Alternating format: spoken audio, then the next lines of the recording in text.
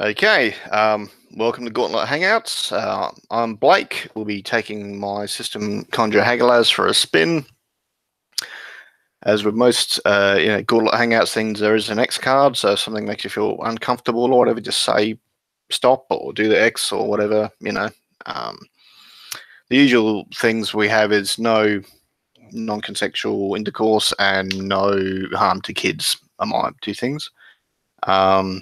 Is anyone, deathly afraid of spiders or scorpions or something they don't want in the game? No, I don't think there's any lines or veils for me. If I might pipe up with something when we get a little bit more into the game concept, but for the moment, nothing. Yeah, I'm pretty okay with everything. No worries. I'll let you know. Okay, so I'm just to the Google Drive in the chat. So many things on my computer screen at the minute. Up the top of that, it's got read first the playbooks, which gives you a brief overview. So you sort of see if one of them takes your fancy. So this is, fantasy setting, but like investigation and espionage within that setting. A thinking man's D&D, you could say. But it's mostly PBTA system. So if one of those playbooks grabs your fancy, go back to the Google Drive, save the individual playbook to your hard drive, and that way you can edit it, print it, whatever. If you have any questions, by all means ask. Yeah, so I was going through the playbooks and the actual player's guide, and I've kind of landed on a concept for a character, but what I'm curious about is it just me, or do the playbooks individually not have very much like narrative explanation? It's kind of up to it's up to you, our interpretation, but then they do have the rules obviously to back them up. They're mostly sort of collections of skills and mechanics, but it's up to you how you want to style them. So Great. You could be a scion mechanically, but stylized you could be a barbarian, and when you do your powers you're doing war cries and litany of your ancestors, and that it's up to you to skin it how you want. Excellent. I'm very much a fan of that. Kyle, do you have any idea of what your playbook is going to be at? Because I don't want to rush it. I'm just saying because I have a few things floating in mind of what the playbook I'm looking at. No, I'm still thinking about it. I'm not too sure yet. So is this game kind of similar to Dungeon World in some ways, or is it a little bit closer to D&D, or what's well, it's you can do exploration, investigation, and espionage and stuff. It is PBTA, but the species, what are normally called races, anyone can be any playbook because it's up to you to skin it how you want. Okay. All right. So, maybe I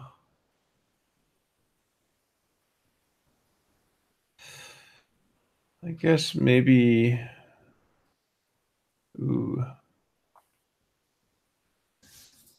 Maybe I'll play as lots of options here. It's fun. There's a lot of races, and then the playbooks themselves are also very diverse, but also just kind of pretty cool. It's any species can be any playbook, and any playbook can have any sort of armor or weapon. You're considered to be competent operators in the context of Mission Impossible. He's like, whatever happens, give it a go, take it head on. That's one of the things that makes Dungeon. Have you played Dungeon World, Kyle? Oh yeah, lots of Dungeon World. Yeah. So I feel like that's one of the things that makes Dungeon World easy to get started really quickly, as there's very few options for your sure playbook. Yeah, it's totally. Kind of like, I think okay. So So one of the things I was looking at was either Harlequin or Scion. I don't know if that helps you narrow down what you're thinking Okay, about. yeah, that helps. Yeah, I think I'll play as a sorcerer, sure. Yeah. So I guess I should download the sorcerer playbook, right? Yeah, just save it to your hard drive, and then you can edit it, print it, whatever. Yeah. It's yeah. Initially, I just sort of had one character sheet, and people had to write everything, and it's like, well, that's great for a static group at a table, but online, that's a pain in the butt. So yeah. editing it to try and make it more online friendly. Yeah, this looks like it's pretty intuitive. Okay, cool. All right, so yeah, sorcerer, and what are you thinking of playing there, Tony? Yeah, so I'm thinking Nekomata, which is the cat. Yep. Oh, so is there a species sheet I should be looking at? That's under the Hagalaz Player's Guide. Should be the third in the Google Drive folder. So you need that and your playbook open for character creation. Okay, the Player's Guide. Yeah, got it. All right, let me just download that.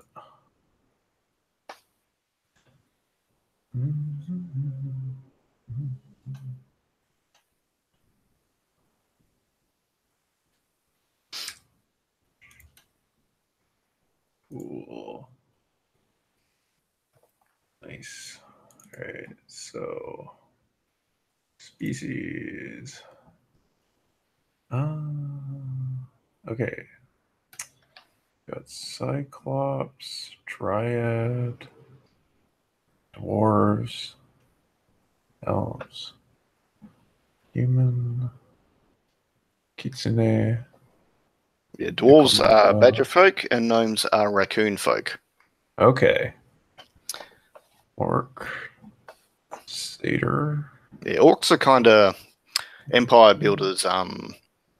Think Mediterranean, fishermen, and a bit like ancient Greeks with the Athenians and Spartans and that. Okay. Cool. Because I'm tired of the whole orcs are barbarians. They're all Conan. Right. So I'll give it a rest. That's some good. I like the art on the orc. The art alone compelled me to want to be orc. Yeah, I was thinking of cool. I think his name's Oliver Platt in the Three Musketeers. I thought, that's what I had in mind for orcs. Nice.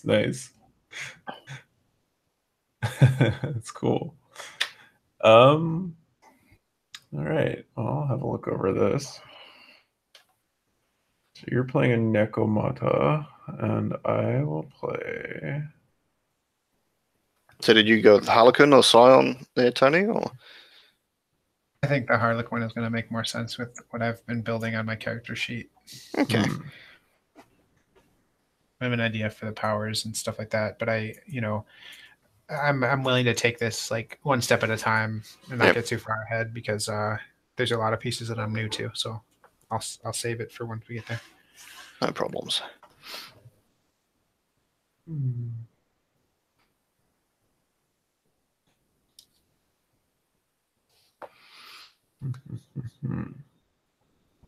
Okay.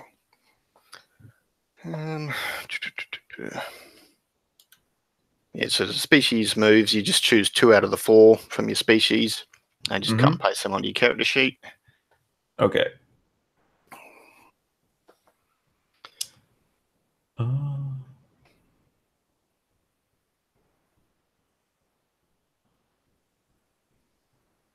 Cool.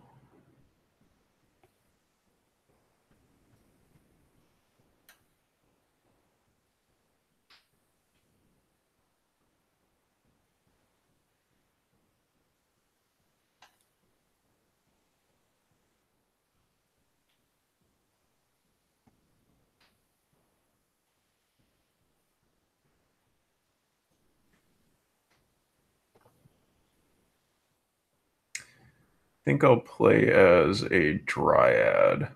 Okay. They're tall and I think they've got 4 arms from memory. Yep. Yeah. That's nice. That's a feature. Yeah. Be able to read more spell books at once. As I sit here with like 2 keyboards on my computer table. Yeah.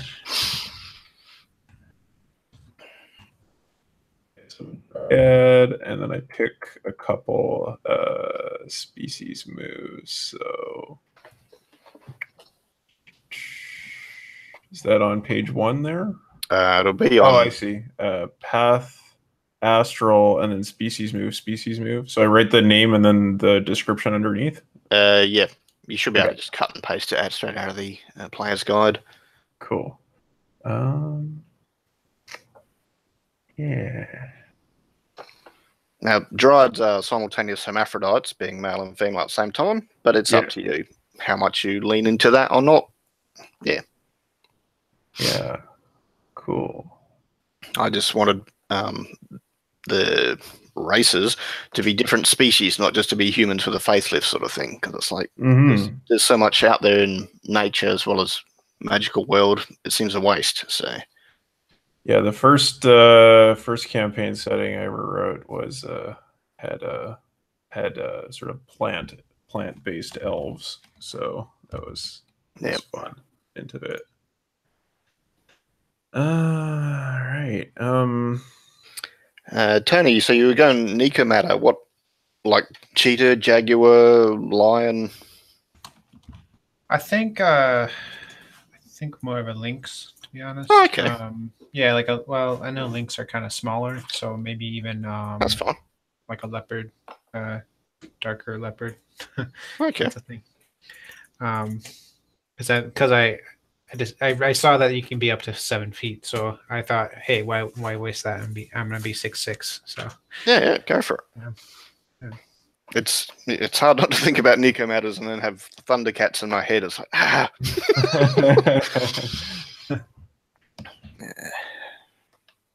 Right, so put this.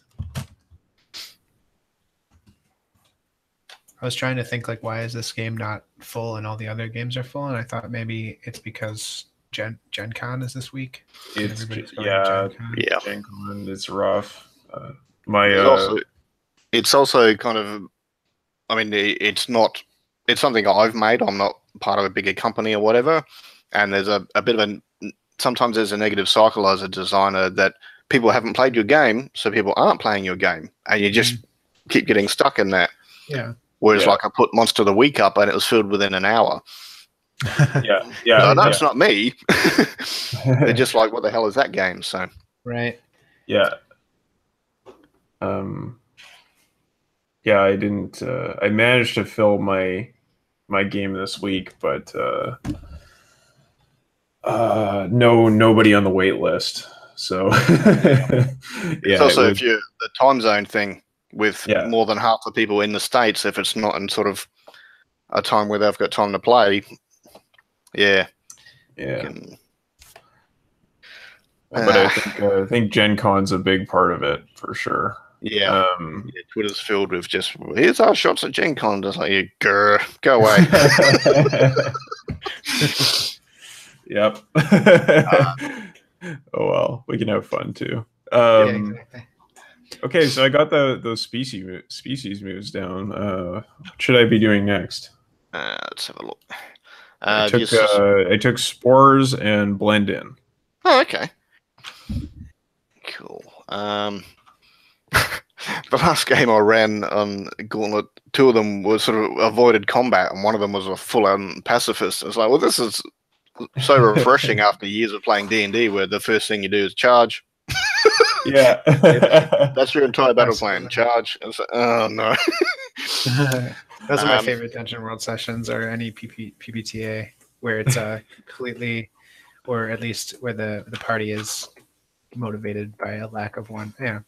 Motivated by avoiding conflict. Yeah, that's cool. Well, I don't even have like weapon stats and the combat stuff on the playbooks because I want, we're all aware that's an option, but I'm not going to encourage it by putting it in your face, sort of thing. Nope. I'm going to put every other option on the playbook. So, okay, so attributes you want to do next.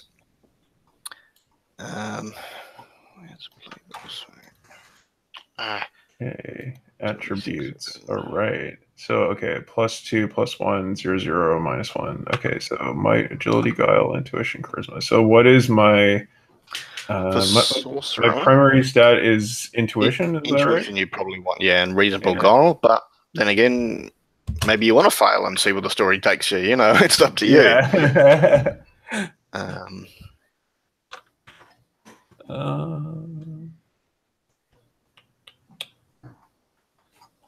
Harlequin, I think, is charisma. Yeah. Okay. Yeah, I've already gone charisma with that. So Sure. I'm just looking for like the descriptions of the skills I chose because I chose them and then I promptly never wrote the description down, so I'm not have the access to it. But so Nico Matter choose 2 from athletics, expressive, and hidden. Mm-hmm. And then Harlequin choose 2 from culture, expression, mechanical. So page 53 of the player's guide has all that. Okay. Thank you. Okay, 53. Okay, and then the actual like short descriptions of those skills, because I've already chosen the skills. Yeah. I'm just looking for like what they actually do. Yeah, that would just be the top of page 53, just so it has a rough idea. Oh, got it. Okay, thank you. I'll just copy that.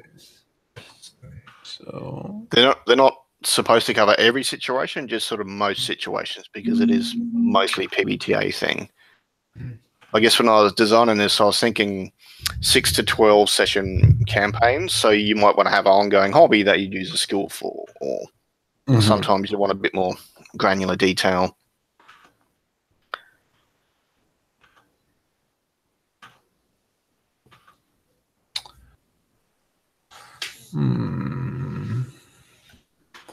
Okay, well, I think I'll take supernatural and expressive. Do it. I'm not going to prevent you from doing it just because that's what I'm doing. It will just be a more supernatural and expressive time. You know what's funny too is I think I took it as a playbook skill, and then there's also a species skill. Yeah. There's expression and expressive. Yeah, these are species skills I'm taking. Okay, I did athletic and expressive for species. Yeah. Okay, and supernatural, and then I will also take. Because I put the range of skills because I wanted to sort of give a style to a playbook and a species, but not pigeonhole them. And it's you want to get the right sort of balance.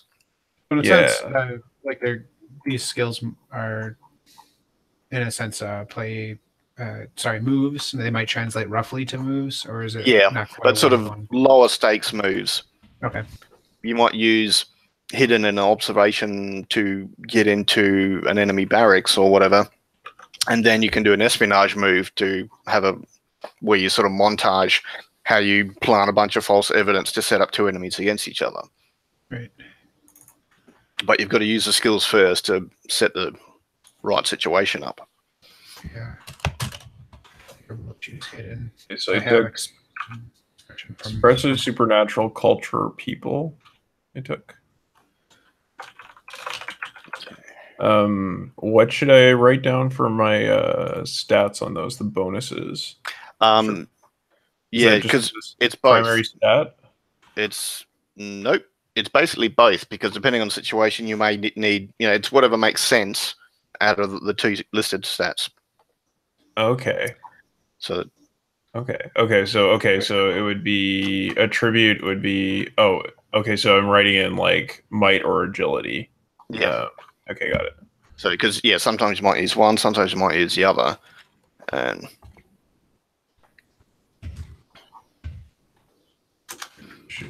that's as much because you want the narrative to make sense, but also I'm not keen on min-maxing. Right. Yeah, that's fair.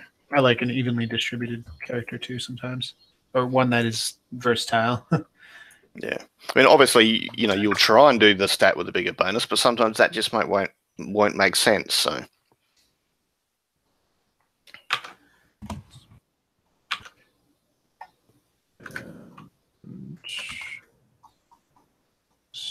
people is guile, charisma.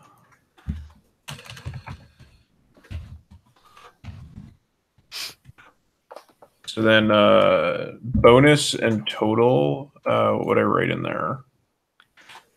Hang on. Under my skills. I have the attributes written down, but... Right, me too. Huh.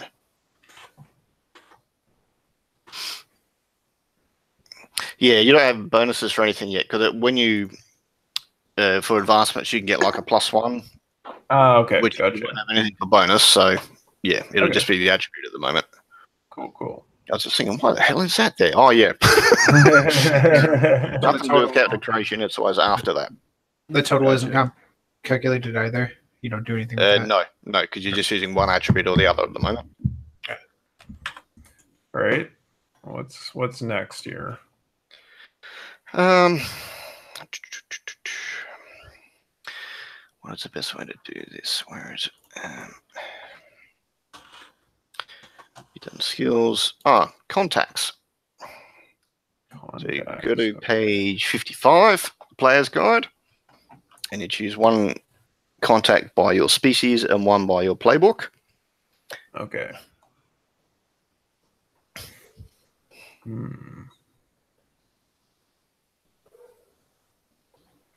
Okay. I think I'll take a Sphinx.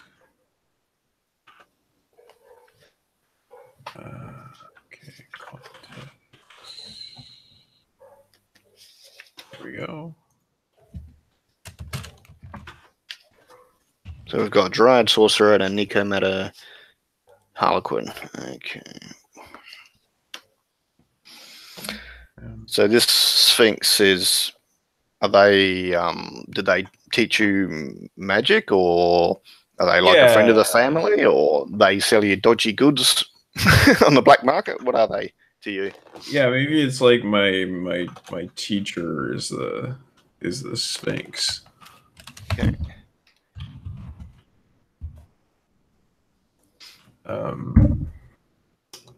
And for my playbook path, special contact or lycanthrope. So special contacts is like someone in an arcane order, church member, or ninja Ryu. Okay. Yeah, maybe it's okay, so maybe it's like an arcane order or something. Yeah, that makes sense. So okay, that Dryad like you, or don't have to be. They can be human, elf, whatever, orc.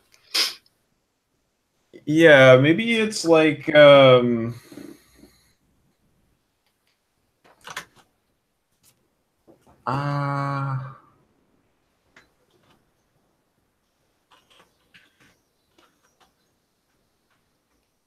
just thinking. I can come back to it. Sorry. Do you have any of yours, Tony?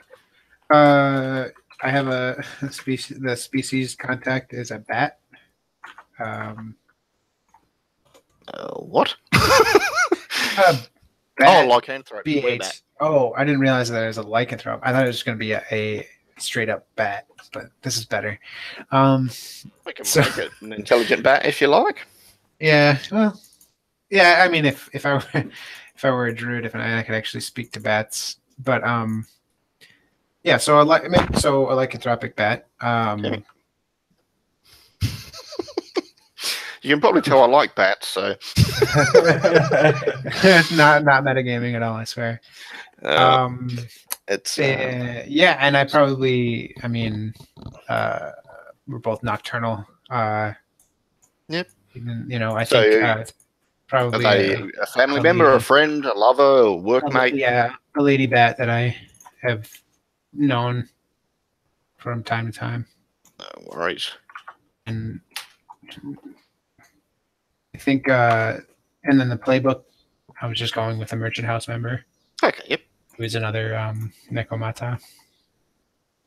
All right. Yeah, I think this Dryad in the arcane order is probably like a relative or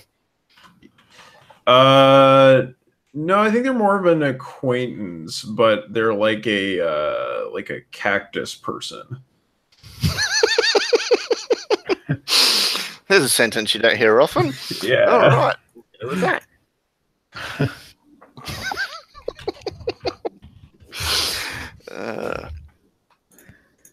Yeah, it's the area you're starting in is kind of sub-arid. I don't know, I was thinking Morocco, Libya sort of thing. So yeah, that could fit quite well. Sounds good to me. Cactus person. All right. Now, if you go to, where is it, page 60 on the player's guide, there's vices and virtues. So you choose one virtue and one vice as your primary dominating sort of trait. You write them on your front of your playbook, but also one of your contacts shares the same virtue and the other contact shares that vice. Okay. At which page is the virtues and vices? Page 60. 60. Player's guide. Okay.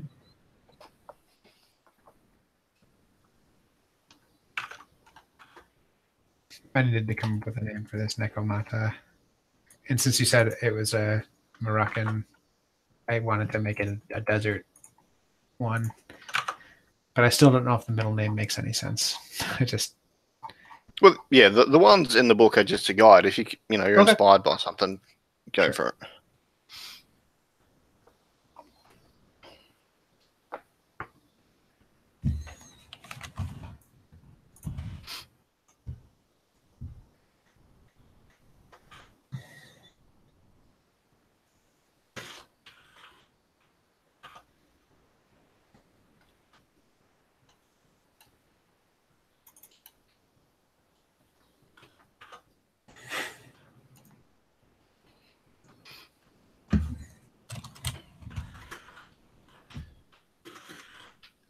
One contact shares my virtue, and the other shares my vice. Okay.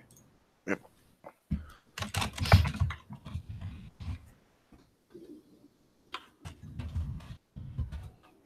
Okay, so my virtue is patience, and my vice is gluttony. I think, like, as a plant person, I suck up a lot of water. Okay. It's going to make my life pretty hard in a semi-arid environment, but,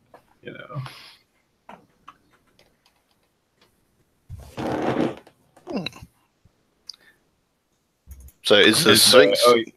sorry, go ahead.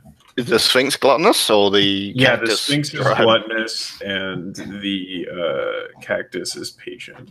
That kind of makes sense. Okay, I think. So my vice is also gluttony, and my virtue is.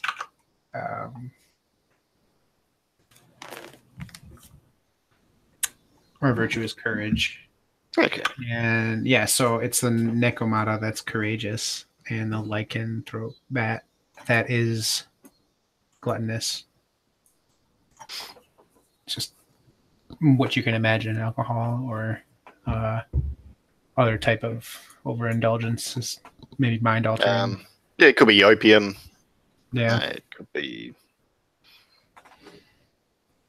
Could be very delicious food. No, it's probably mind altering. Maybe if they're were-bat, they like sugary fruit, like peaches, apricots, that sort of thing. So any sort of fruity wine or fruity food. I like that. Wine would have a certain poetic quality to it. I like that. Especially your reds. Hi. Okay.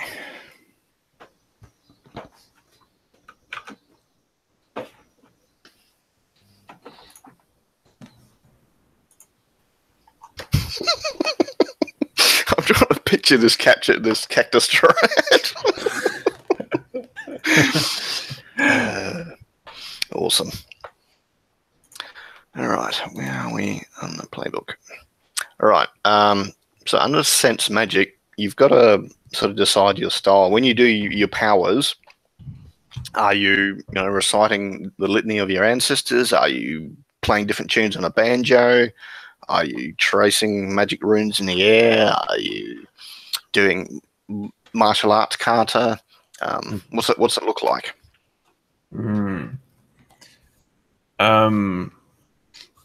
Yeah, I think in the case of my character, it's probably going with this spore idea. I think Okay. probably expel some kind of Is it always obvious, or relics. always subtle, or a bit of both, depending on what you're doing? I think it's probably always obvious because I didn't Oh. take stealth or anything. So yeah. Probably sort of various colors of spores that are released from my body. Yeah. Like the ladies in Harry Potter that walk down the hall and go, and the petals go everywhere. Yeah, pretty much. But probably no worries. Okay. And the Nico Matter? Yeah, so Nico Matter, his main performance is, say, magic tricks, right? Card tricks. But the magic is in the turn and the trick sometimes. So it's like, so he's got like a deck of cards. Yeah, so he's got a deck of cards, and I haven't decided if it's going to be. It could be like a tarot or like a spin-off of tarot, because maybe in this world it's slightly different, and we can. But so then it's the.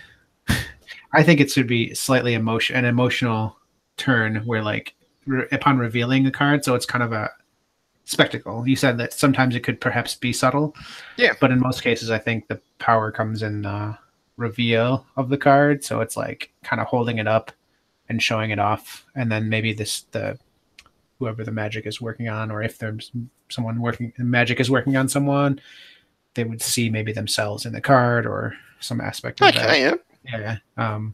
Cool. But I haven't quite thought of what my character will actually be doing with said cards, so we'll have to figure that out. Well, I mean, you can have it sort of all look the same, or you can have every power look slightly different. For that matter, you can go the whole hog and say it looks different in reality of what it looks like people viewing you on the astral plane. It's up to you how much detail you're going to. But no, that's gives you something to work with. We can just go with tarot.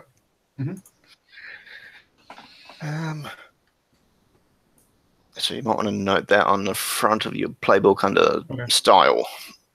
I think it's smack bang in the middle of the page. Yeah. Was there emotions? Was that a thing that you could choose for style, or are you simply supposed to define style in a freeform manner? Like you don't necessarily pick the style off of a list. We chose it kind of. You just chose it. Okay. All right. I'll say tarot and sundry cards. Theatrics. Cards. Yeah, theatrics. And magic tricks. Now, height, weight, age, that's all under species, and it's nothing mechanical at all. It's just purely how you appear, how you're describing yourself. Right. And same with gender. It's no mechanical effect whatsoever. Yeah. Okay, so height. Why don't we make my character even more conspicuous? 9 feet tall. Yes. Holy crap. I love it because I saw, I can be up to 7 feet, and I was like, I pushed it with 6'6", and then you just. One of my older brothers is 6'6", and I remember when I was a teenager, he came running into the house, but he still had his motorbike helmet on, and the top of it clipped the door frame and bang, knocked himself out. Wow. Yeah, it's not always good being that tall.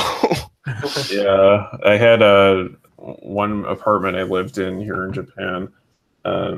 It was one of the ceiling support beams was just low enough and just high enough that it would clip the top of my head, but I couldn't see it when I was walking around. So whenever I was walking around in the kitchen or something, I'd always be crouched over And I'm not even that tall. I'm only 6'1", but yeah. Yeah. Okay, well, as far as my weight, I think I'm just gonna write in like prodigious. Is it sort of evenly distributed, or have you got like a big, thick sort of trunk and the arms are all gangly? Yeah, I think it is. I think I'm very much like a sort of like a kind of like a mass of vines and stuff. Okay. Yeah. Lots of biomass in there. That's why I'm so gluttonous. It's got to keep it up. Okay.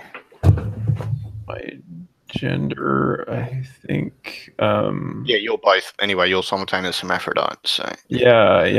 If you want to role play with more male or more female or whatever, that's completely up to you. It's no mechanical effect. It's just what do you want to play. It's probably non-binary. Age.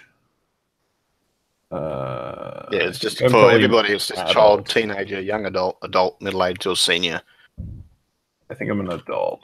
Since, I mean, while I've got a fully functional combat system, it's not focused on combat. Somewhat, well, why not play a kid or a senior then? What the hell, you know? Yeah. It's about always being buff and charging in because that'll get you killed.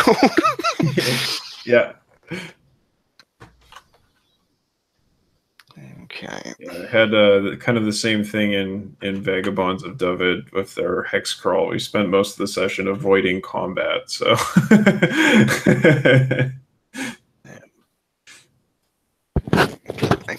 Okay. Now I think it's the second page of each of the playbooks is equipment, and you pretty much just putting a tick on one side or the other, depending on sort of what you want to wear or use. Okay. Equipment.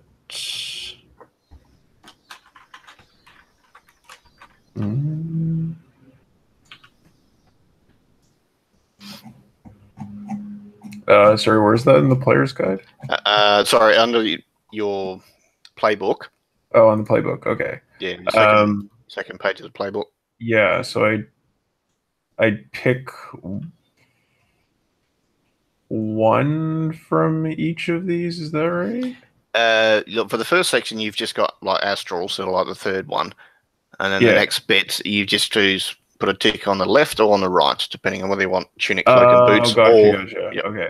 And just go down the list. Okay. If you want something, I think my character probably doesn't have any clothes, so I'm going to skip that one. Yep.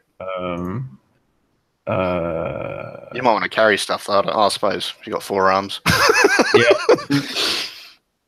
But it says Journal of Notable Landmarks or Similar Crimes. It's like it's a journal of similar crimes to whatever. Yeah, basically you got a geography book or you've got a crime book, basically of reports of crime events in the area, depending on what you think your character would be interested in.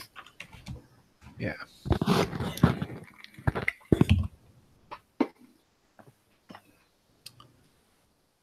Take the light armor.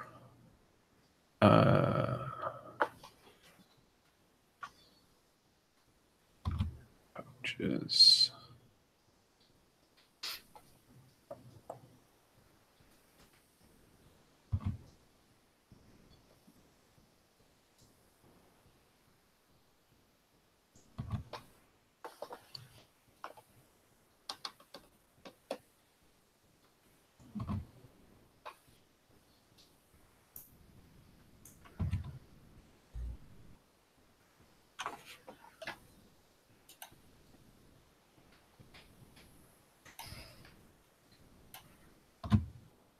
Okay. I think that's it, pretty much, except the Fate Weave. Let's have a look. So you've done contacts and equipment and everything, Tony? Mm-hmm. Yep. Okay. So now we go to Fate Weave, which is page 61 on the player's guide. All right. Basically, you pick a question, and that's how you relate to each other, how you know each other. Okay.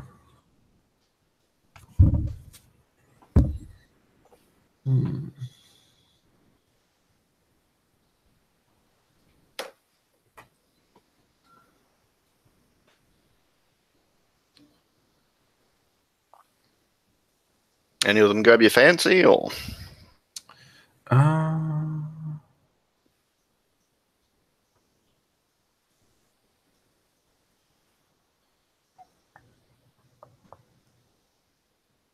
And you can, it probably makes sense to have two, since we only got two. These are basically like bonds, right? Like that we're making between the characters. It's just how you know each other. Okay. That tells me. It kind of tells me what you want in the game as well. All right.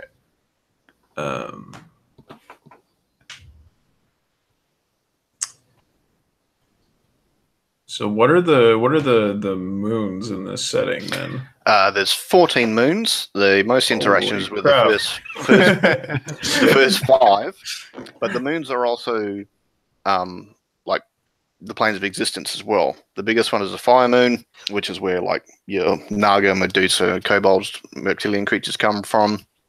There's a Fey moon, where all the Fey come from. There's Vorda, where all the Celestials are, which is basically heaven, Avalon, whatever you want to call it. So if you know a normal sort of plane of existence or from other settings, just say and I'll tell you the closest equivalent. Okay. Yeah, and this planet is the size of Neptune, and Yes, it has 5 moons that are the size of Earth, roughly. Okay. Yeah. Okay. They get smaller and more hostile as you go out. And the moons have a generally like almost like an elemental effect on the weather. Yeah. They're survivable, but it's rough. But okay. You're tough. You can take it. Sure, but yeah, they also affect because this particular planet is Hagalaz. No, it's Rakita. Rakita, sorry. Okay. Yeah. The big sort of inland sea is called Hagalaz. Okay. Okay. So I like the ones that are past, just so that we have something under our belt together. But I think that's just because it gives us a little bit more to start with. Like I was thinking, a quest investigating. Yeah, one of those things. Yeah, Vandir. I think I might have a tome, or I don't know if I actually wrote that one down, but a quest investigating that might be okay. Yeah, so Miyakir are like corruptors and enslavers. They're the velvet glove that slowly takes over you. Vandir are fire creatures like Naga, elemental, salamanders, and undead are undead. So you just sort of pick one of them. Okay. And yeah. And you said you're interested in the Vandir. You had a book about them or something? I have a report on a Vandir Pact sighting, so that doesn't necessarily need to. We don't have to include that in the background necessarily, but we could. I mean, it could be something we stole from them, or maybe you escaped from them, so now you're keeping track of them because you want to know if they're coming to get you. Right. I mean, we know they are, but right. Yeah, so how did we get out? I think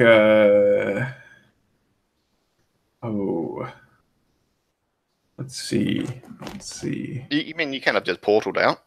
Yeah, I think that maybe was it. Isn't that like a thing I can do? Yeah, everyone can have the portal ability. Okay. But it's because it's a power, it's not automatically it works. Yeah. The portal abilities, it's a bit like a Stargate. You can't go anywhere. You've got to go to a place where there's another Stargate and you've got the coordinates for. Okay. And that's why I just say, okay, how did you find out about that place? So it's a bit like Spout Law, and it's just a chance for you to give a bit more detail into things you can have done. Sure. Okay, so maybe it's like we took a portal to like some place that the Sphinx told me about. Yeah, I mean the biggest moon in the sky is Vandir. It's a fire moon. It's also the elemental plane of fire, basically. I think we want to get away from there, probably. Yeah.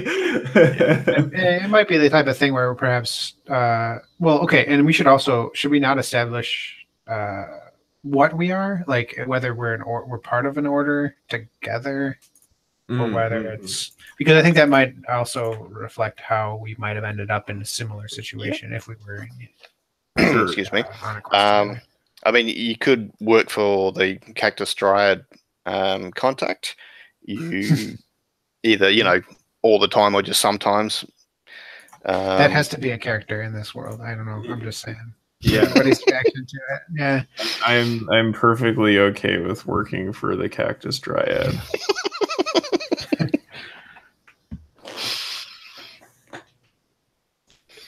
And it could be like one of the quests that I was courageous enough, like, it's almost like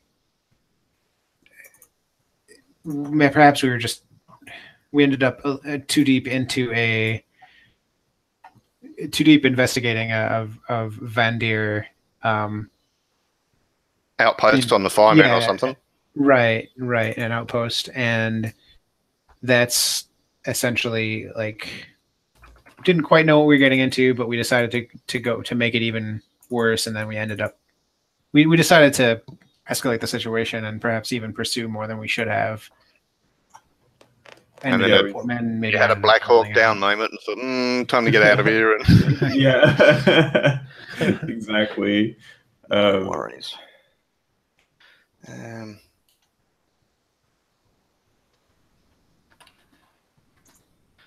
All the other players only just got home. Hang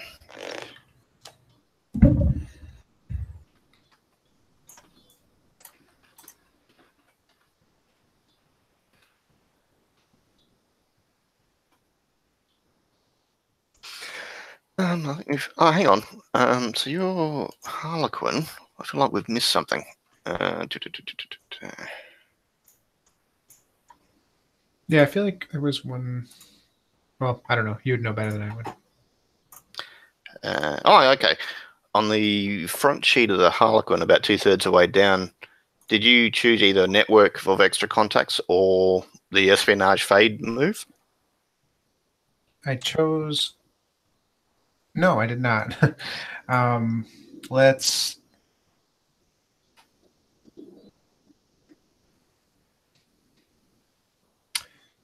I feel like for the sake of, I feel like this character may have context, but that since he's a necromata, he's also kind of a solitary person. So it's like maybe he's more antisocial. So maybe actually Espionage Fade might be the better move here. Yep. To just choose character wise. So it says I find so evidence of activity. More of an investigator than a fixer sort of thing. Yeah. Then I'm not one to create a following necessarily, even though I have the entertainer style. No worries.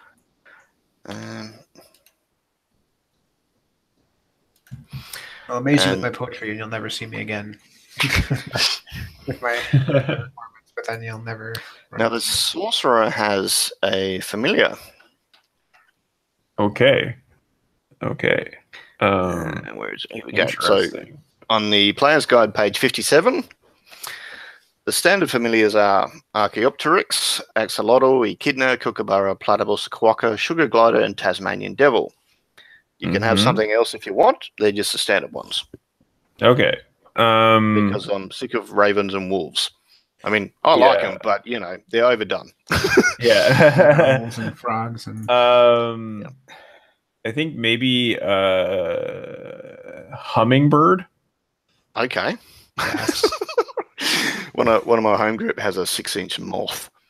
Okay, nice. He tries to take it in the closed shops to get food, and they're like, "Get that thing out of here!" It's huge. It's a moth. Yep. Oh goodness. Yeah. That would be creepy. So you've got telepathy 100-foot range with your familiar. So it's a hummingbird. So not every class starts with not every playbook starts with a familiar. No, 3 of them do, but as an advancement later on, anyone else can take it. And you just weave it into the story. Nice. What is a sugar glider? Is that an actual animal? It's a bit like a possum, but they have kind of a webbing between their limbs so that they can leap from big distances from tree to tree. And they're much cuter and friendlier than a possum. Oh my gosh. Absolutely. I wish Google Images didn't exist right now. Okay, I'm done. I'm out of here. That's right. Yeah, initially everyone had a familiar, but there's a design saying about you got to kill your darlings, and it's like, well, I like familiars, but not everyone does. So that's fair. But I mean, you can have a animal rescue type quest as your first mission, and then everyone can buy familiar with the experience points. It's up to them. But right, I want to give people the choice, basically. Okay, and you just choose an ability for your familiar. Be it excellent hearing, skilled in crafts, immune to electricity, whatever you think fits in with your character. Immune to fire is probably good if you went to the fire moon and. Yeah, I feel like that's gonna be pretty important for me. I put in skilled in supernatural because if you know anything about the Dresden Files, he always goes back to his base and chats with Bob, the spirit in the skull. So it's like you can full on do that if you want. Okay. I know just enough about Dresden Files to know that.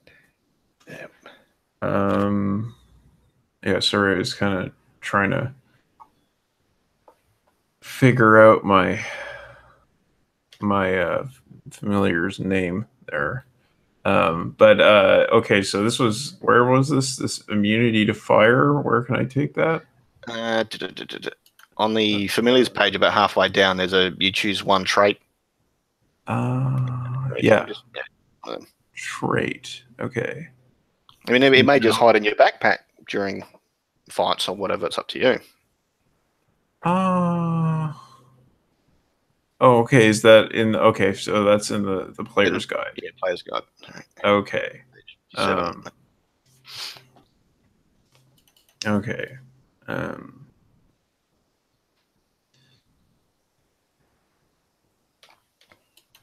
Okay. Excellent hearing. Excellent olfactory. Excellent vision. Immune to cold. Immune to electricity. Immune to fire. Telepathy. Sense magic. Tony, did you name your character? I did. His name is Len Juice Burr. But I think I don't like the name Juice, so I'm going to change that to June. Len June Burr. Okay. Because juice is just juice. So L-E-N? L-E-double-N. And June. Okay.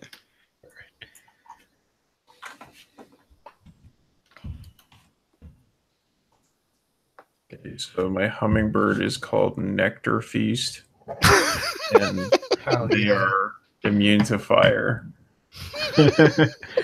I think they can just flap their wings fast enough that the fire just goes away. I'm just seeing what other players saying.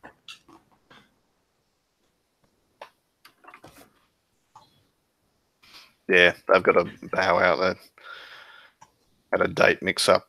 That's all right. They'll jump in next time. It's just the three of us, but that's all right. I think they're pretty much done as far as character creation, which is good. Yeah, I mean, I see path, chaos, and then species move underneath those. Is species move synonymous with species skill? No. Under your species, you choose 2 out of the 4 moves. Okay, so I just didn't do that. Let me go back. I'm sorry. Let me grab that. So for you, it's page 46, about halfway down. Thank you. Remember you saying that too. Choose 2 species abilities from the list.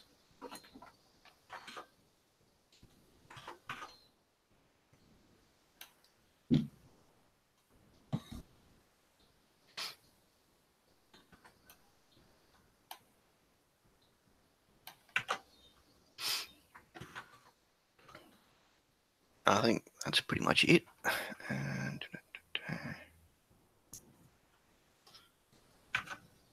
Hey, Kyle, what was your character's actual name? Oh, I don't think I got to that. So character, I think their name is probably. Oh, would it be? I think the list I've got for dryads are fairly sort of Old Norse based, but you don't okay, have right. to. There's the nameless. Right. Okay. You can say, I want to be Ray, Asuka, Shinji, whatever you want. Whatever I want. Okay. Here we are, dryad name list. I think maybe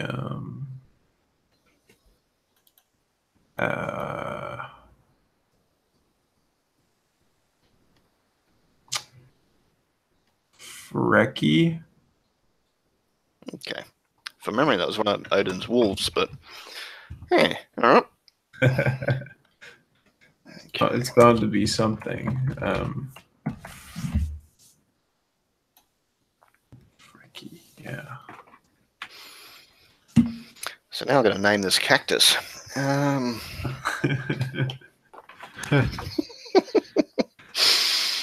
It's a sentence I've never said before.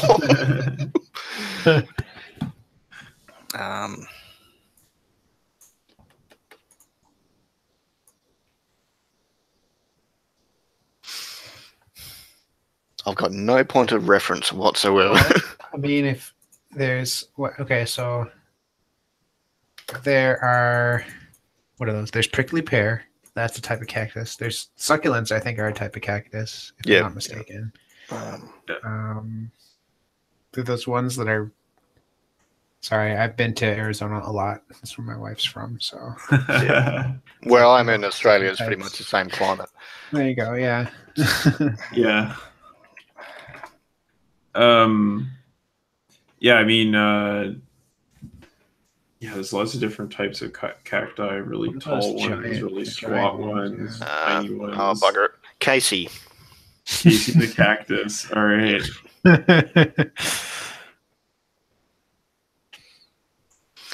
It's the trouble with so much exposure to media. As soon as I said Casey, I had Casey Kasem's voice in my head. Oh, dear. Okay, which shows my age. All right, I think we're pretty much ready to go. Okay. Should we take a little break here before we start playing? Oh yeah, actually I would. I mean, unless No, you want to have a bio break? Yeah. That's fine. Or we'll just go 5 minutes. Yeah, that works for me. No worries. Yeah, great. I'll be back.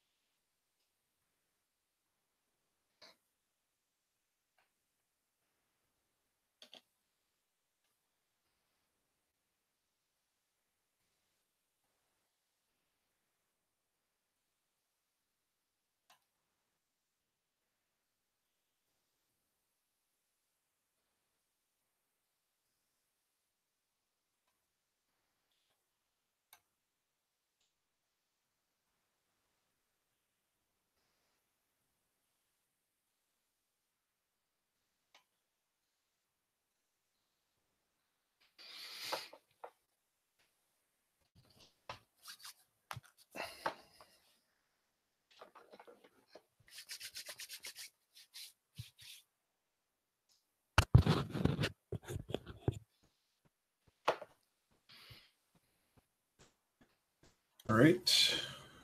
Back. Alrighty. Hopefully give you some time to think about your cactus characterization.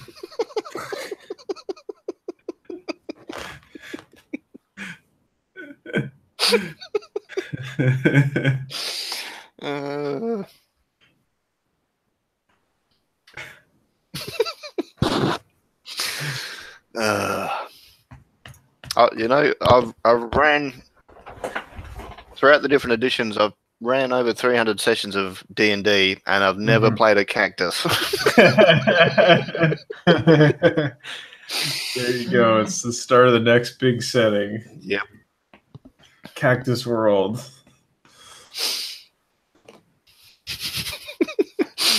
Okay. So, you got a message from however you get messages. Actually, I think there's a message power, so probably that way. From Casey saying, come meet at the guild. He's got a job offer for you. Okay. What does the guild house look like?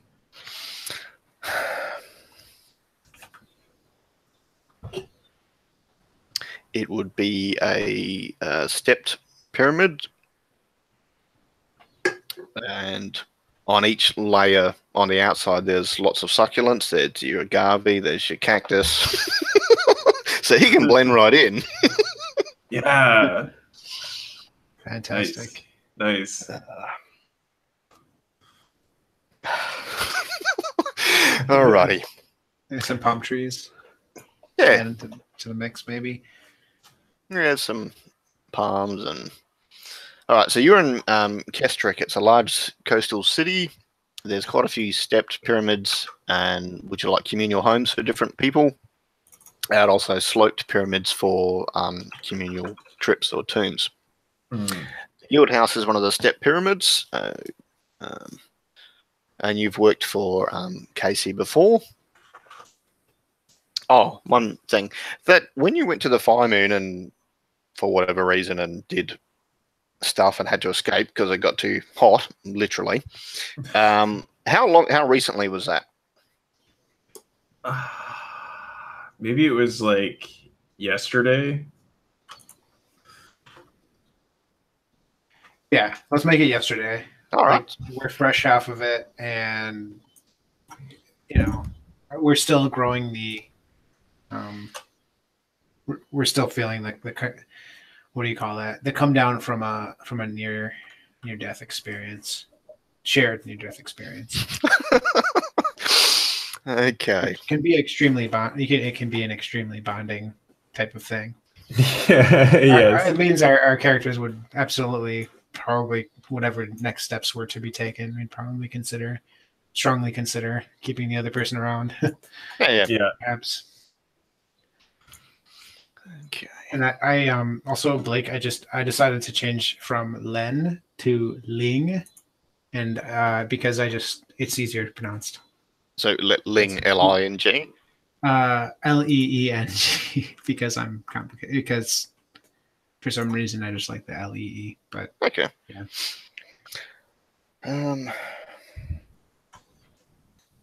All right, so you're on the fireman. All right, so you're going to Casey's office, which would be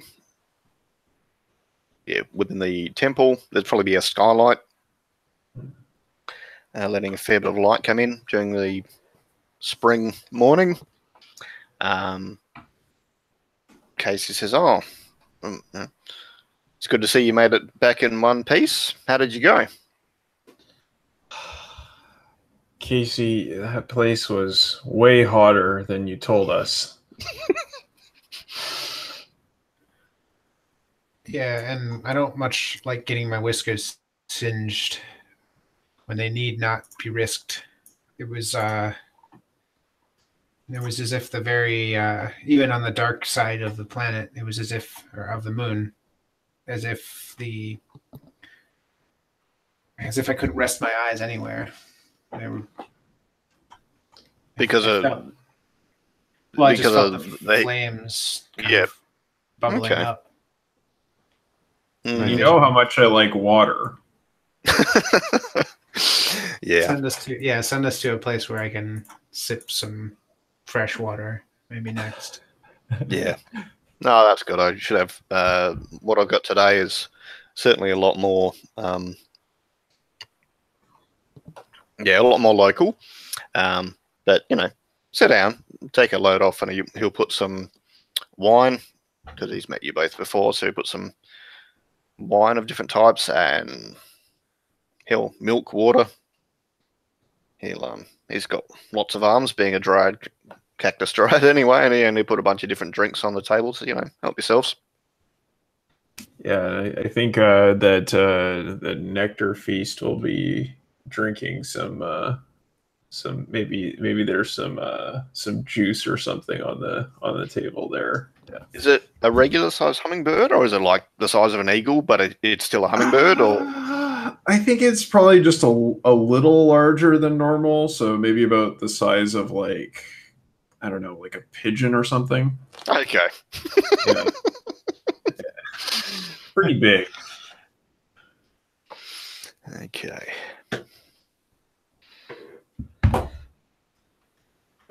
Keep that thing away from my fronds. Oh, it's fine. Just it's great. Don't worry. Sometimes he takes a drink, but it's to be expected. It's part of the cycle of life. Birds coming and going is just part of who we are, right? Yeah. My whole head kind of just like darts around as the hummingbird is like going from dish to dish. Yeah. Probably pretty loud too, given the size. His wings are probably make quite a bit of noise. Yeah. Yep.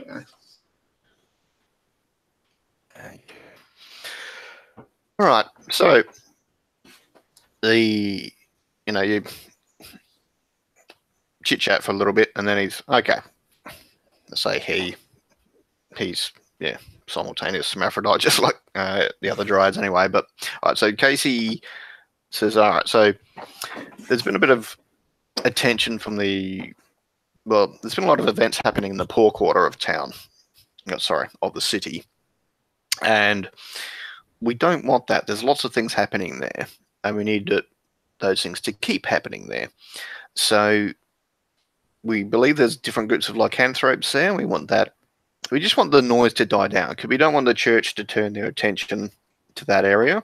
Oh, you're in a theocracy, by the way. Oh. Okay. We don't want the church to look at that area. That's not good for us. It's not good for the locals. The churches, they've got other things to do. Let's let them do that. We'll quieten things down. So we just need you to, if you come across any lycanthropes in the area,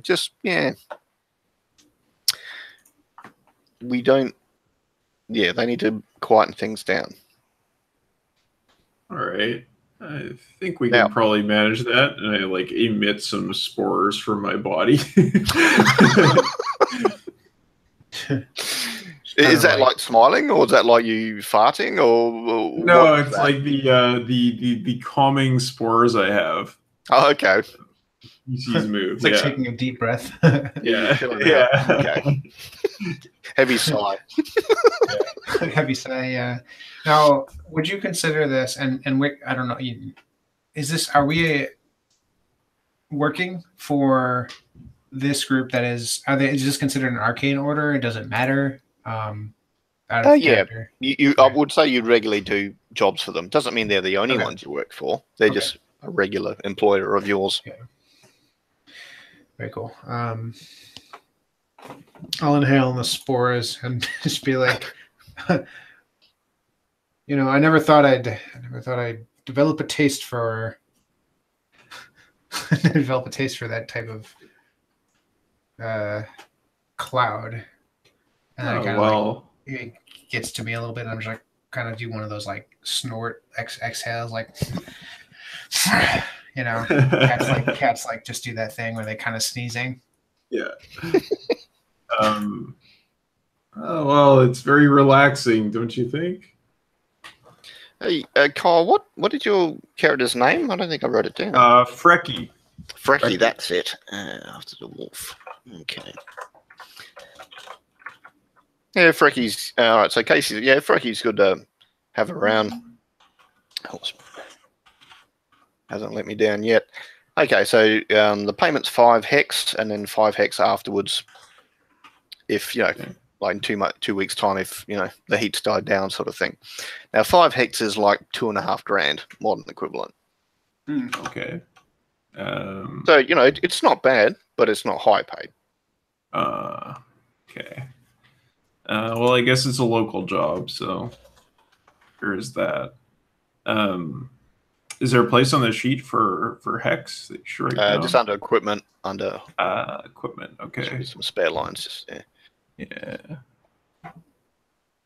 Okay.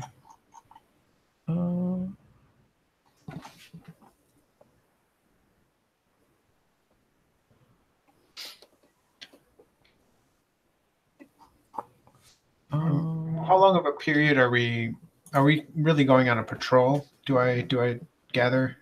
Is this kind of and I can ask this of maybe. It's up to you sort of how you handle it, whether you go in and beat people up or talk to them or whatever. But yeah, probably less than a week's work. Okay. You might strike it lucky and sort it out in the first day, Yeah. I'm guessing we gather that yes, it's worthwhile pursuit. Yeah, it's moderate pay, not high pay, but you can try and haggle for more if you want. Depends. I don't think either of you took greedy, but doesn't. Yeah, no, I'm not greedy, just gluttonous. So. Yeah. Speaking of, I was just thinking about how the hummingbird has been darting back and forth. Do I sense, or rather, do I smell any of these drinks to be particularly potent to my liking? Because I was thinking I'd do hearing, but now that I've used it in character, I have an excellent sense of smell. Yep, no worries. I mean, the milk and the water is pretty bland smelling. They're not, unless you really like milk. I'll ask him if he has anything stronger that we can take with us for the road. Looks around. Yeah, I've got this white, Chardonnay sort of wine. Anything off of those agave plants, perhaps? Yeah. I was going to say that's kind of cannibalism, but not for you. You're a cat. But yeah, I can't see why not. I mean, I'm not picky, but I will. I can't. Yeah, I mean, they're a fleshy plant, so I can't see why not. So yeah, we'll pull up some agave wine. Very good. Great. Something else to add to the setting. Yeah, sure, and it'll help me take the edge off of that near-death experience. I just kind of stare at him with cat eyes that look still kind of suspect because of the last adventure. Yeah. Well, I mean, you knew it was going to be risky. You're going to the Fire Moon, which is not completely, but, a lot controlled by Medusa, Naga, kobolds and stuff. They're not real friendly. Yeah. But that's why you were paid well. Mm-hmm. But, you made it out alive. Mm-hmm. Okay. And then he wishes you good luck and got to go to another meeting and heads out the door. Now, as a moderator, I can explain. He just wants the noise to die down. Whether you go and pay the Lycans to go on holiday, or recruit them into a mercenary company and go into a dungeon, or lure them into the sewers and kill them all, it's completely up to you. He just wants the attention off the area. Right. Okay. Well, I'm kind of thinking because he didn't give specifics because he knows, that doesn't help. Well, I've got this calming spore stuff, and I'm wondering if we can use that somehow to keep things mellow around there. Maybe. Well, you're just going to move every hour and be like a portable potpourri. Well, I was thinking maybe we could get get some similar plants and grow them in the district and just chill everybody out. Yeah, I like this idea. It could be, I mean, I like it because it's, we don't have to worry about getting stabbed, in the middle of the night or anything like that. It'd be a non-violent resolution where they would just chill out. Yeah. I mean, I'm sure we'd have to ask if they could put pots around or grow them here or there or get the water they need, but at least we're not going to be going in there weapons drawn, shaking people down. Yeah. I'd say we do it. I mean, we could even just gather the supplies or rather just see what we could even just try it out for a night, see kind of the effects of doing it once or twice in a couple select locations and see what happens. Sure. We should probably just go take a look. Yeah. So so I think that sounds good. Let's do that, and maybe I don't think I have any nature magic, but I do have. Do either of you have a nature skill? No, I don't. I don't have the nature skill. Mean, you're both kind of natural creatures anyway. So, you just want to buy a bunch of pot plants that'll give off spores, vibes, whatever you want to call it. The same sort of spores I give off. Maybe this is create charged item, or is that like an electrical charge that we're talking about? No, that'll be magical charge, like a wand or something. Okay. Okay, that's one way to look at it. Too many things open. All right, so craft mundane. No. Oh, is that one of your sorcerer powers? Is it? Yeah, create charged item is an astral power. Okay. Well. All right. Let's have a look if we can have a scent emitting plant as an item. Let's have a look.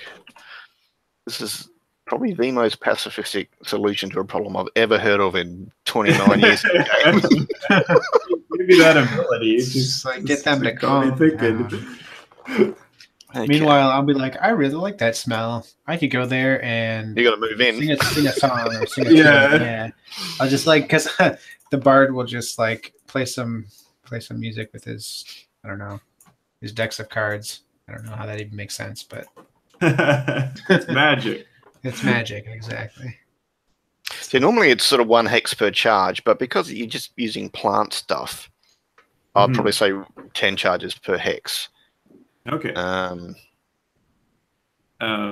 It's still going to take a D8 hours.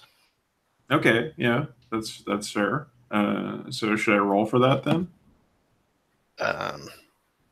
All right, so you're going to be making this thing. So you probably go to a garden glade or something with these plants, and you're shoving your magic into it.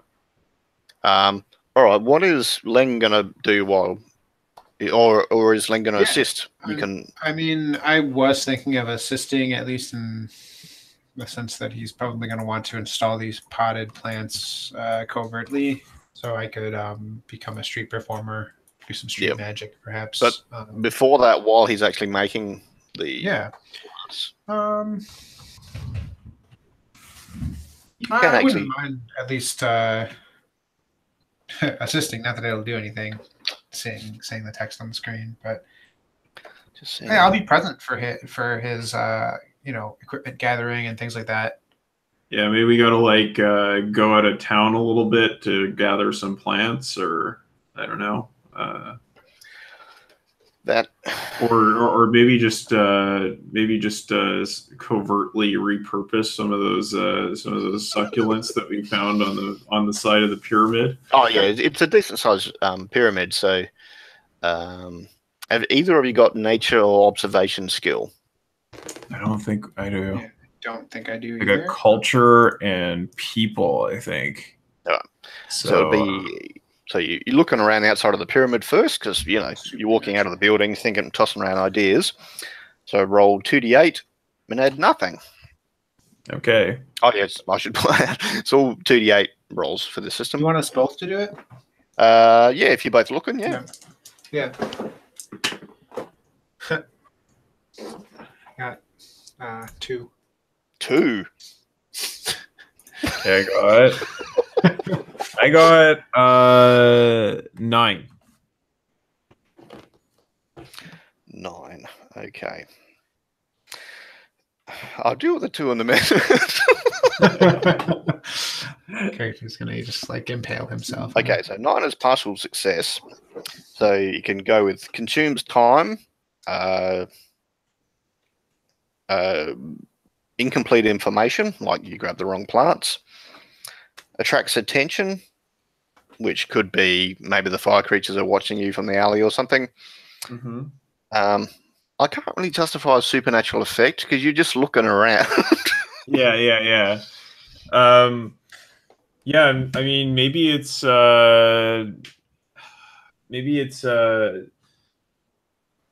like we try to harvest some of these plants from the pyramid, but we're not all that stealthy, so the arcane order like gardeners come over and they're like, hey, quit stealing our cacti. So we only get a few of them, and then we have to like go out of town to go get some. So it takes a bunch of time, and then maybe we run into some of these fire creatures out there and outside the city. Okay, I think I'll roll that into Ling's failure. All right, so you get chased off for poaching cacti off the side of the succulents off the side of the Arcane Order's pyramid. You go out into the scrub. It's only like an hour out of town.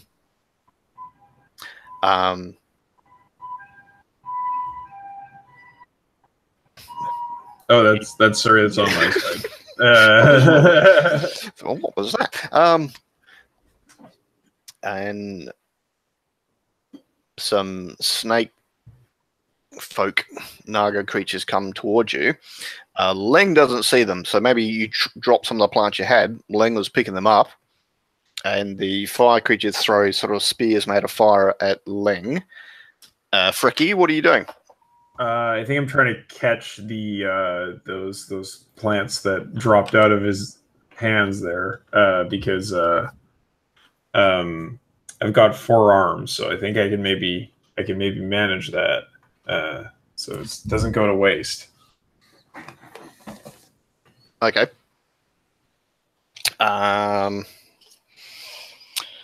Would be roll. You got 4 arms. So, okay, add your agility bonus to 2d8 roll. Okay, I think my agility's real bad. Yeah, -1. Okay, let's go. Ooh, that's real bad. That's a 4. It's going swimmingly so far.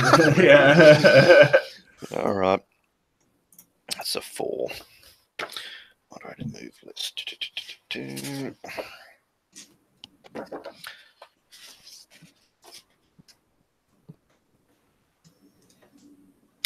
All right. Tony, do you have any? Sorry, Ling, do you have any armor on? Ling's wearing. Yeah, I think he's wearing the leather and light armor is what he's wearing. So 2 fiery spears come towards you from the Naga creatures. One of them lands next to you. One of them hits you for 3 points of damage.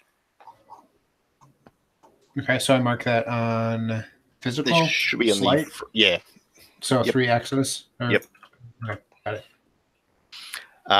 And there's some Naga behind them that seem to be trying to open some sort of portal. It looks like they're getting reinforcements because they're hissing something about "Found them, get them, they're the ones." Okay. All right. Yeah, that guy opening the portal needs to die. Yeah, definitely got to do something about that guy. We'll roll initiative, which is just a straight D8. Okay. I got a 7. There's no bonuses. I take it. Nope, it's just straight D8. 5. 2. Okay. 2.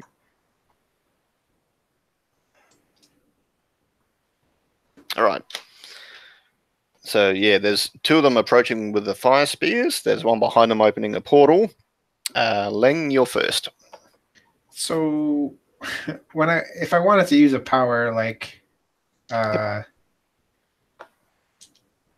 chaos or ice and nature type of path, so I could just describe what I do, and my card might do it if I succeed. Yep. Okay. I'd like to draw a card to freeze their movement, hold everybody in place so that the summoning stops and so that the ones coming towards me stop, if that's possible. I mean, I don't know that I'll be able to hit them all. I'll prioritize the one opening the portal. Okay. So you've... I was thinking maybe just like a cone of ice of some kind.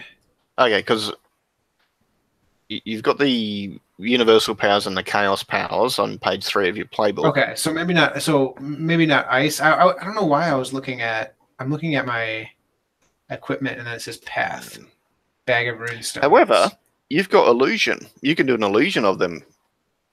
You know, having ice around their feet. They may believe it. Mm-hmm. Or you could do it. Where are you seeing these? I don't mind the... I think confusion would be nice, actually. For mine, at least, it's on the 3rd page of my character sheet. Yeah, There's all the magic spells I have. All right, so I have Chaos and Guile? Or is that... Yes. Let's see. Okay. Excellent. So you want to do confusion and just stop them being focused, basically? Right. Yep, that would get all of them from casting and just... Okay, all right. I'll do that. So add your charisma, so it's +2. Yep. Okay. I got a 9. 9, so 9, so yes, but. Yeah. Okay, so side effect could be the environment, like it makes the ground slippery. It doesn't really make sense. Tactical, like puts someone in danger. Alerts other creatures, like maybe somehow your power plus the portal actually sends out a psychic aura to sort of let other creatures know what's going on. Maybe a different plane ends up opening or something. Maybe it was really loud and it deafened you. Or, it can drain your health because it's just stressful. Maybe get a nosebleed and a headache. Okay. Well, I'm sorry, the first option again? It affects the environment. So maybe because they're fire creatures, maybe they start staggering around and the area starts catching on fire. Yeah.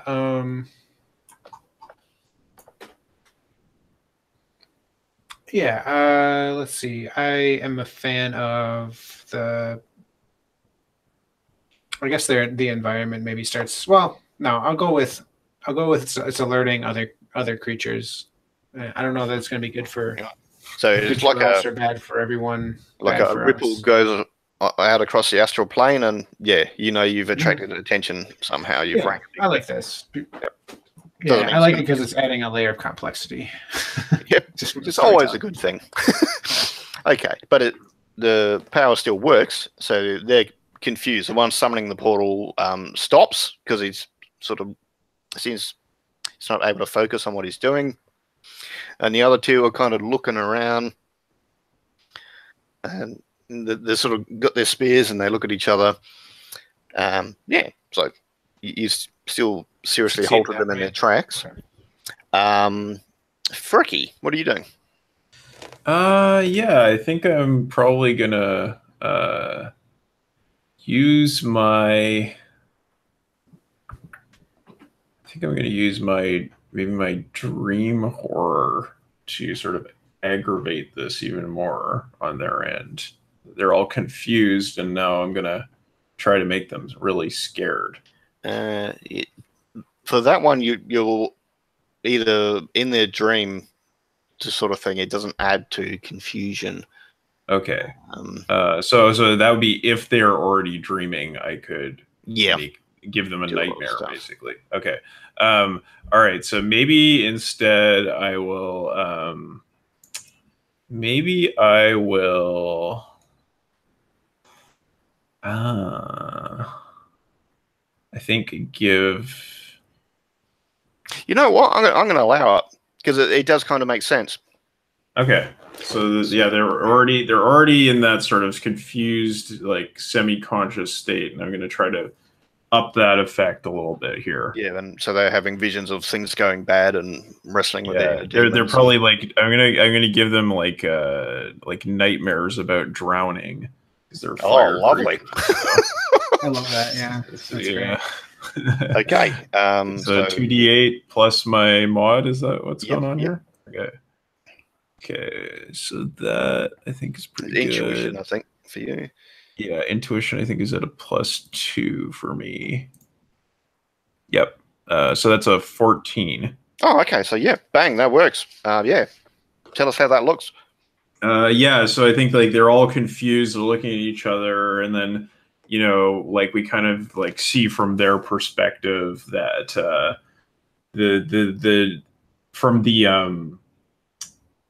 maybe there's some mountains off in the distance, and this kind of like scrub, this desert scrub land, and then like these ominous clouds start to come over, and then just starts raining like crazy, and they find themselves just sort of like in the path of like a flash flood, and they're just terrified completely. Yep. All right, then it's their action, and the logical thing is they're just going to run. They're just running away from this flood thing that's just, came from the storm, and yeah, they're going to run. There's no reason they would stick around. I say, oh, well, that was some good teamwork, but... And like I think like with my like bottom two hands, like I'm holding those plants. You catch them. So like, at least we didn't lose these either. Right. Plant rescue. Walked all the way out here for those. Yeah. See them go to waste. Yeah, maybe we got like a cart or something that we're putting the plants in. I don't know. No one mentioned getting one or anything, so I'm saying not. All right. Well, my 3 packs that I have, I don't even have a backpack. I do have pouches. I have pouches. Yeah. I could use those. Yeah. You could have grabbed some sacks from the arcane order. That's before you left, because you were going looking for plants. So yeah. So maybe it's like there's just these like sort of very, very simple kind of like rucksacks that are like hanging off of my arms, and I'm putting the plants inside of them. Yeah. Okay. I got to remember to describe the actual card tricks more in detail in the future. Just now that that's resolved, because I thought it would be really sweet if maybe they were surrounded by like a glass tank, almost like a fish tank, and then the tank just started filling up or something because the water was like pouring into it. Yeah, but too little, too late. I'll remember next time. That's right. Okay. So yeah, you only just sort of started looking for plants. No, we already did the observation rolls. That's right. Yeah. So I think it was like back in town, and then we sort of moved that to. All right. Yeah. So now you're actually out in the scrub. You can roll. Neither of you have nature or observation. So yeah, it'll just be straight 2d8 roll. Mm-hmm. Well, I think it was kind of like the consequence was that we ended up in this scrub. So maybe we have we are able to collect the plants because we dealt with the consequence of having to come out here. So all right, so you've got some plants. We'll say you've got 10. Okay. So I'm pretty weighed down here. Yeah, but I mean, I think you said you were 9 foot tall, so you got enough body mass to just make sure it's even. You have some extra arms too. Mobile clothesline just shelling through the scrub. Yeah, I think I probably have like nectar feast, like sort of flying behind me and like making sure that nothing falls out. Whenever something looks like it's going to fall over, it just sort of gives it a little bit of a nudge to keep it in the bag. He's not sort of hovering overhead like an AWACS, just... Yeah, pretty much. Yeah, exactly. Oh, dear. All right, so you head back into the city. Yeah. Maybe we should craft those or create the charged items now. Okay. Yep. So... I guess that's only me that can do that, right? I got Astral. Len can assist. You can do a general assist move. Oh, hang on. No, it's not a cooperative power, is it? Or they can stand guard because there's fire creatures after you. Right. Stand guard. There we go. And if so maybe this is like take it to like take these plants down to like I don't know what it would be like, maybe like a garden or something. Yeah, any garden or park will do. Yeah. And just sort of put them out in an open area and you're sort of sit down in the middle and start like emitting various colored spores to try to do my magic. It's probably very like sort of muted tones because I'm trying to add this sort of sleepy, calming power to them. So yeah, maybe there's a bit of a breeze and some of the bits of magic sort of starts to float away, but Nectar Feast is sort of weaving around those and getting it to come back and basically hurting, hurting floating plant bits. Okay. Little, like helicopter wings. That's great. Yeah. Wonderful. So it's 2d8 plus my mod again? Yes. Yep. And I think that's still intuition if it's sorcerer's power. Yep. Okay. So that's plus. So I got a 7. Right, which is yes, but. So I probably wouldn't recommend the environment side effect because you don't want to damage the plants. No, yeah, I think this is. I think what happens is, you can say the sun's gone down, so maybe you're just tired and you take some damage because you. Yeah, I think that sounds good to me. Is I take some damage and I need to spend some time sucking up some water to get a little bit refreshed after being out in the desert and everything. So my HP, how much do I start with then? You've just got the monitor block on the first page. Oh, okay, so physical, okay, so slight, moderate, severe, so I'd be taking slight harm, is that right? Yep. So how much mana were you putting in? How many charges? Okay, so we had 10 plants, right? Yep. And then each charge you said was like 10 sort of well, yeah, you're not really paying money because you went and got them, so it'll be 10 charges per mana in that case. This would be okay. And so the point here was like we wanted to calm this place down for like how long?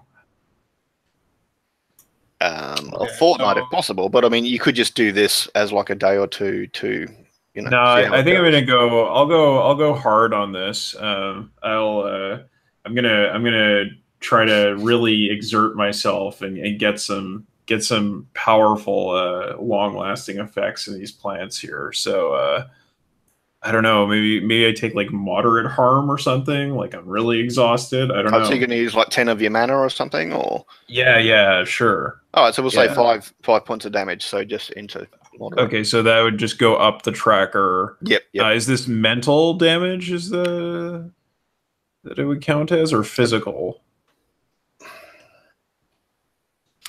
In this case, I think it would actually be physical. You might be putting some of your yeah, that's true. plant juice into the pot plants and stuff. Yeah, plant juice. yeah, That's why I didn't want my middle name to be Juice. Yes. Yeah, so maybe it's it's kind of an extended ritual, and by the end of it, I'm looking a little bit shriveled up. Yeah, pretty knackered.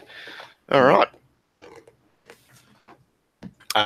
Very cool. I'm just going to be a sentry, and if at all possible, I might even enhance. So he's doing this almost like a ritualistic type of, maybe not ritual, maybe it's more of an organic. It's probably ritual because it's fairly long. Okay.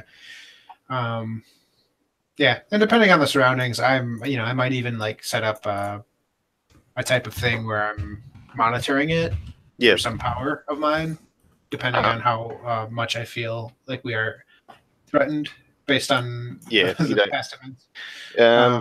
You can channel mana, give him some mana back if you want, because everyone can do that. Okay. Yeah. Okay. Sure. I will. Yeah. I'll give him some mana back just in case we end up in a pinch again. Yeah, because I think I'm out of mana at this point. I'd be at 10. I think you'd have a little bit left. 10 plus 2 per weird, and how much weird do I start with? Yeah, you start with 1. So I'd have 2 left only. Yeah. So mana used 10. Yeah. And now I would be at. So if he channels, is it like a roll, and then I get a certain amount back depending on how successful it is? He just decides how much. Okay. Yeah. I'll just give you like 4, 3 mana. Okay, well, what I was thinking was also like, if I wanted to create like some kind of a sentry using these cards, my idea, it's just a cool, I don't know, I'm just going to say it because narratively it's kind of neat. Shoot. But I was thinking like I could throw out a couple of these tarot cards, consider them as like eyes or like security cameras, and put them up in like corners so that wherever we were doing this ritual, I could have like a couple cards splayed out almost like screens, and I could be seeing through these other eye surprised cards. So we wouldn't be surprised if something came up from these salamanders or anything like that came up on us. And I don't know if that's worth a skill check, but I was thinking it's kind of cool narratively. So I'll let you decide. I mean, maybe that's just how you're channeling the mana, right? Like you're helping out with the ritual, and then that means it's less on my end. Right. Yeah. And in that case, I wouldn't. Yeah. I would, because there's not really a power that describes that. But I'm thinking there's a light power, and I'm thinking, well, plants like light, and you giving magic, obvious magic via light to these cards is actually adding to the ritual. Mm-hmm. Maybe it's the sun card. Yeah, the sun card, and it's like. Absolutely, and I just have like the sun cards above, kind of on an aerial view. Because it's dark outside, and the cards are providing light, which is helping the plants in the ritual. And I won't make you roll because you're not under threat or anything. No, that works. That's cool. Yeah, and Freaky gets 3 mana back. Okay, so I'm up to 5 now. Yeah, awesome. Cool idea. All right. It is now like 10 at night. Okay. It's you could always just pop straight down the pool section of town late at night. I'm sure that'll be fine. Or you could have a rest, or it's up to you. I think I'm gonna have to indulge my vice here. I think my gluttony is gonna get the better of my mission, because I'm all parched. I think I gotta get something to drink here. Is there any like pools or something that I could just like roll over to and start sucking up some water, or like?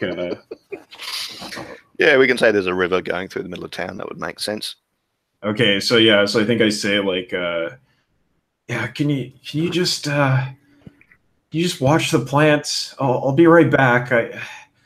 got to get a drink. It's taking a lot out of me. No, I get you. I'm about ready for a drink too. Yeah, I'll watch the plants. You put a lot of work into these. Okay, so I think I'll leave Nectar Feast behind with you to watch sort of fly around and have a look and yeah, yeah, aerial surveillance drone, and I will head on over to that river, yeah, to get something to drink here. All right. Do you think you guys will go to the pool quarter tonight, or are you just going to sort of rest and then head in the morning, or? Well, I mean, I guess it depends on how much I indulge my vice, right? Come back with a big pot, Billy. Yeah, exactly. I mean, if it's like a sizable river, then maybe it's not an issue. But yeah, it would be because you're way downstream, so it would be deep and wide. Okay, yeah. So maybe I just go over there and I'm gone for like half an hour or something. Is I got my sort of vines and tendrils and everything all in there in the water and it's a little kind of like in amongst the seaweed and the other sort of weeds in the water side and probably some kids looking at me like what's that guy doing? But yeah, you can see my body start to like slowly expand as I suck up more and more water, and maybe I come back and I'm a little bit bloated. Yeah, it's like maybe I drank too much, but at least it's better than how I felt out there in the desert. So let's do this thing. Come on. Okay, absolutely, yeah. So is it possible that my guy that Ling would still have some of that like agave wine? Sure. Sure. Okay. Yeah. So he's feeling alive and ready for the prowl because he is more comfortable at night being a Nekomata, and enjoyed listening to the crickets and the buzz of Nectar Fiend just going in circles. It was energizing, so he's ready when you get back. All right. Head over to the pool quarter. Okay. So maybe we're trying to place these plants in like a good position to sort of get maximum coverage, or I don't know. Okay, so you look around the area. Yeah, and I got night vision as well. Okay. Yeah. So I can see in the corners stuff. Maybe good inconspicuous locations. Yeah, it feels like a very good job for you to be taken on here. Mm-hmm. And I do probably have some. I have hidden, I believe, so I can, if there's some that like we wouldn't want, I don't know, the barkeep to see us go behind his entryway or something to place a plant. I could strategically do it. We'll see. Get you to roll observation. See how you do finding good spots. Okay.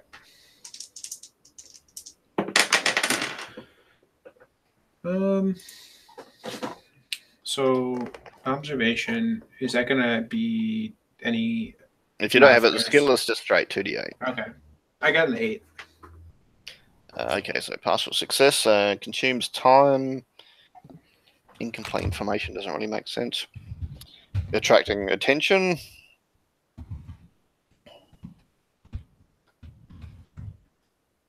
I mean, at this point, I think I'm probably okay with it just taking longer. Yeah, all right. Keep things, under wraps. Yeah, and I think maybe at the same time I might be using. I want to use my magic, the Dream Delight, to give everybody a nice sound sleep through the evening, so they don't kind of helps him out with his plant placement. Okay. So it's another astral skill for me. So Yeah, normally he has to be in the astral plane or using another dream spell to do that one. But okay. But I can kind of see you, doing it through your spores as you go through. Anybody sleeping nearby are more likely to have a good dream. That kind of makes sense. So that's cool. I think this is a very like Sandman-esque kind of thing I'm doing here. Okay. Calmly going through the streets, emitting your spores, and yeah, that's cool. All right, let's give this a try. Nope, don't have to roll. Okay, all right. You're not under threat or anything. All right, so we'll say you've placed. It's taken time to sort of find good spots throughout the poor quarter. You've placed 2 out of your 10, but you realise you're being followed.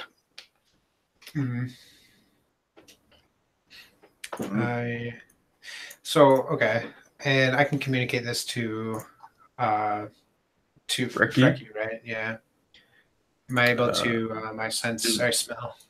It's like that message spell, so maybe. Well, I thought you were just sort of walking behind Lang. Oh, yeah. Like I think, I kind of figured he was. I was sneaking off in the rooftops and stuff, placing things, and I was just kind of walking down the street, spreading happy dream spores everywhere. Yeah. I can send a message through Nectar Fiend. Oh yeah, good point. I'll be like, yeah, something's wrong. Yep. Just okay. I think that much he could probably maybe you scratch your ear twice or something. Right. Yeah. Right, so are you just keeping walking, or are you going to stop, or what are you doing? What I'll do is I'm going to bring it back. Yeah, I will stop. I'll stop the immediate work right now. I still have maybe 1 or 2 plants on me, and the rest are on Frecky. So I'll probably head back to Frecky, but I'll do so in a roundabout way, so that I'm not just going straight back. I'm gonna maybe plant 1 more and then go and find Frecky. All right. So the hummingbird lets Frecky know that there's some sort of trouble. And you can see 3 guys in cloaks slowly, following Leng, but about 100 foot or 30 meters behind. Okay, so yeah, this might be a good opportunity for me to act. I think I'll try to put them to sleep. I have that sleep ability as a universal. So. Yeah. So that's going to be Guile, which I think is +1 for me. Yeah. Okay. So I'll roll. Yep. Okay. So that is a 14. So I'm thinking you're sort of right above them. You wait for them to come under you. Yeah. Like I think I was. Well, I think I was like down in the street, but maybe I walk up a stairwell and then I'm like looking at them across a balcony and kind of I probably get like a Nectar Feast to go behind me and start like batting their wings and like wafting this sleeping spores across the street towards them. Yeah. I give you a situational +1 because they're not naturally nocturnal. Okay, so that's that would put me up to 15. Yep. Oh, all right. Yeah. Bam, done. They just drop. They just get thuds. Damn. Yeah. And I'm probably kind of like smiling to myself. God, and yeah, Leng would have heard that because they just went to the ground. It's like Nectar Fiend got the message through. Yeah, I'll just keep planting furiously, realizing that they're onto us, and I should probably pick up the pace. Mm-hmm. Okay. So you put another 2 down, so you've now done 4 out of the 10. For peanuts.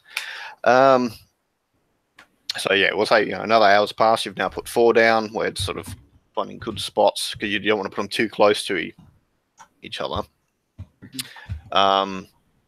There's a merchant there.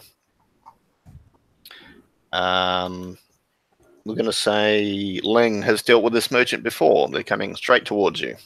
Oh, straight towards me. Yeah. Who are they? What? Tell me about them. Could this be my contact, or should it be someone else? No. Someone. You know. Okay.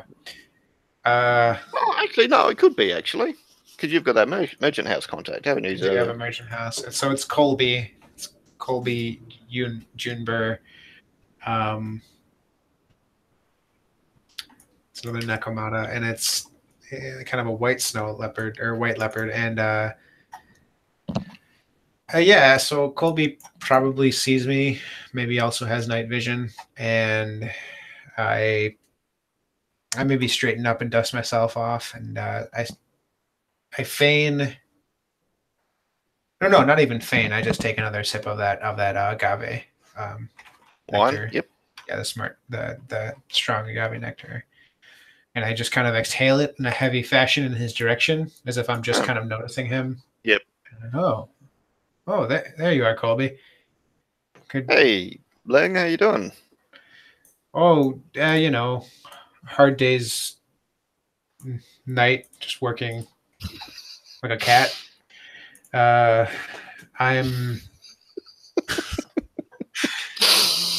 never been weller. You want to try some of this? It came straight from the.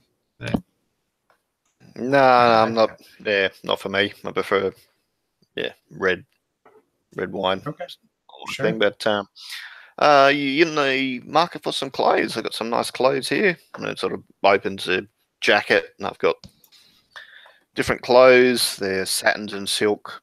Look like nice clothes for going out to a dance. I'll just say, you never stop working, do you? Never stop. Yeah, I'll just say, well, what the hell? What does that one cost me? And maybe it's like a pink and like flowery, like trench coat. Oh, okay. I thought you were going Hawaiian shirt for a second. No. Well, maybe a long jacket, like not maybe quite a trench coat, but like something that hangs, like I don't know, waist level, and maybe it's not uncharacteristic for me, but yeah. How much is that one? Can't be more than one hex, right? Yeah, for you, 1 hex. You're a good regular customer. All right. Yeah, I'll just say, I appreciate. Yeah, it's always a pleasure running into him, running into you, Kobe, and I hand over the coin or what it is. How does it even appear? Is it actually like a hexagonal coin? Yes. Or is it? Okay. Yeah, I'll hand it over, and I'll just stuff this ornament. I'm trying to just like kind of move them along. All right. You don't need anything else for, friend, cousin, lover. Got some good stuff here. Oh yeah, no. Tonight's it's not in the stars for me tonight, and I just look up. My eyes focusing on one of the moons. Yeah. Intently, just to I don't know. Then I breathe heavily again, just like a long sigh, like trying to pretend to be maybe more drunk than I am. Yep. No worries. Colby's like, yeah. I always feel funny with the big fire moon overhead, so we'll call it a night. See you around. Very good. Nice to see you, Kobe. And he heads off. Okay. You're just like, Yeah, I probably come down and I'm like, I'm glad he didn't try to sell me any clothes. Point to my naked body. A lot of triads probably don't wear clothes, so yeah. Yeah, I mean, I don't have any genitalia, so Well, you do. It's just it's the flowers. Yeah, exactly. Not of the sort that I would be ashamed of. It makes me worried about what the hummingbird represents. The progenitor, perhaps. Yeah. Okay. Okay, I can't find hex anywhere on my character sheet. You said it was in equipment, but I don't. Yeah, just think under equipment, just put how many hex you've Okay. got. You've So- given 5. You start with 5, and then so I'm down at 4 or something like that. Is that Well, actually, you start with 3. You were just given 5 as part of the mission. okay? Okay, so got it. Okay, so I'd be up to 8 actually. Okay, 8 hex. All right. Very good. So I'm probably going to need to go and grab the last several plants, and maybe we should double time it because I feel like we're taking extra long. Yeah, I think I'll help out with this. No worries. I'll get you to roll observation. Find some good spots. Is there like a bonus I can give from helping, or? Yep, that would be assist. Okay. So roll and add guile.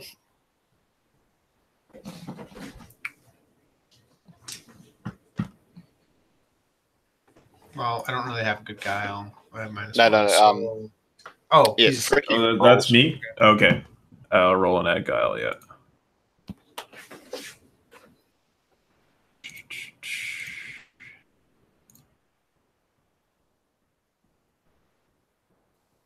Okay, I got a 11.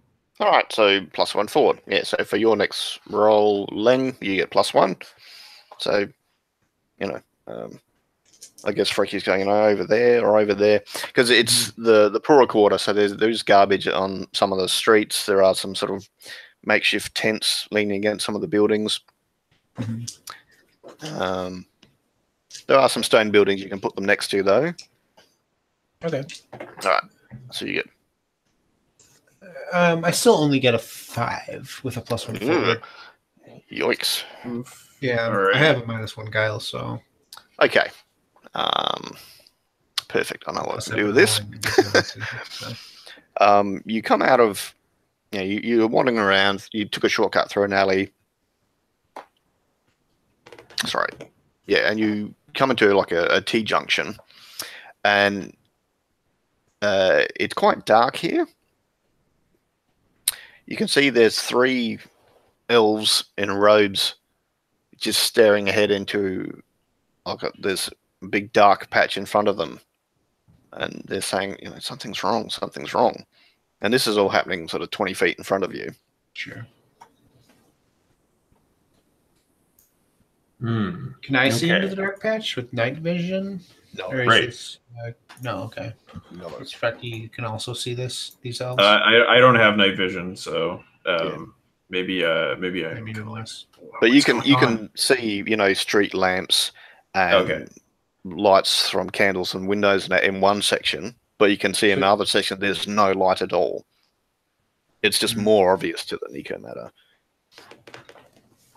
Yeah. All right, so maybe I don't know. Maybe I say, hey, maybe you should go talk to them. I'm not really one for talking. Okay. I'll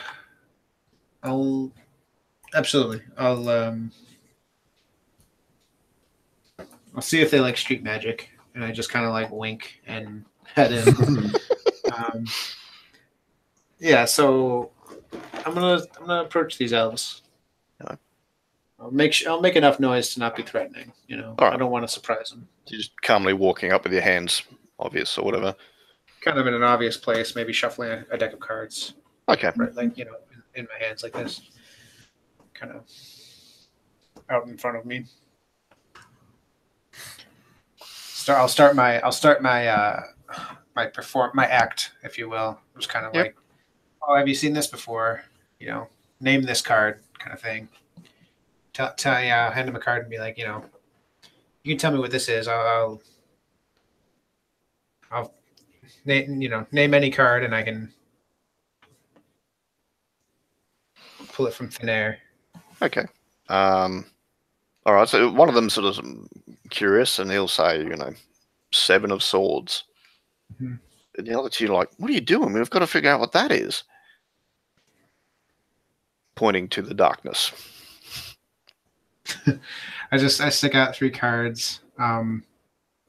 one for each of them, kind of like in my hands, and I try to squint towards the darkness, seeing if I've drawn any of their attention towards me. And ideally, if they take any of these cards, I want them all to be 3 of Swords. He said 7 of Swords. Oh, so you and them all to be 7 of Swords. Yes, okay. Because I'm sorry, it's getting late for me. Sorry. Sorry. All right. All right. So he takes a card as 7 of Swords. Oh, that's amazing. You would both notice the darkness and the quiet at that sort of section of the street seems to get closer. So yeah, I think I'd point it out and like come walking over and be like, that darkness is moving. Can I oh gosh. Is there a way to make to like use like a kind of an illuminating well, there is a light power. Yeah, but light. You also... So can I use light on all 3 of these cards that these elves are holding? You can. There's also general observation skill. There's also you have a sense magic ability, which is like feeling the force and seeing what sort of magic's in the area. Sure. And I think I do have I have supernatural playbook skill as well. Yep. So any of those options?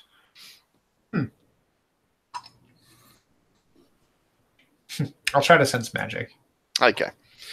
If I got that. So what does it look like when you attune yourself to the magic of the area? What do people see? Yeah, the others might just see their cards glowing faintly, and maybe just shooting out or sparkling, refracting, if you will, like a prism. Okay. A little bit of light that is when they move their card, light kind of refracts in a synchronous fashion, and so I'm able to see through that, and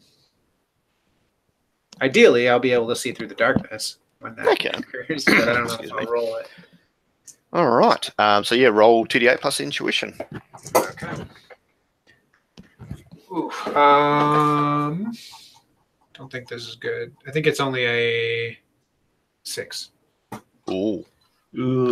Yeah, I've been rolling pretty bad today, but that's your dice.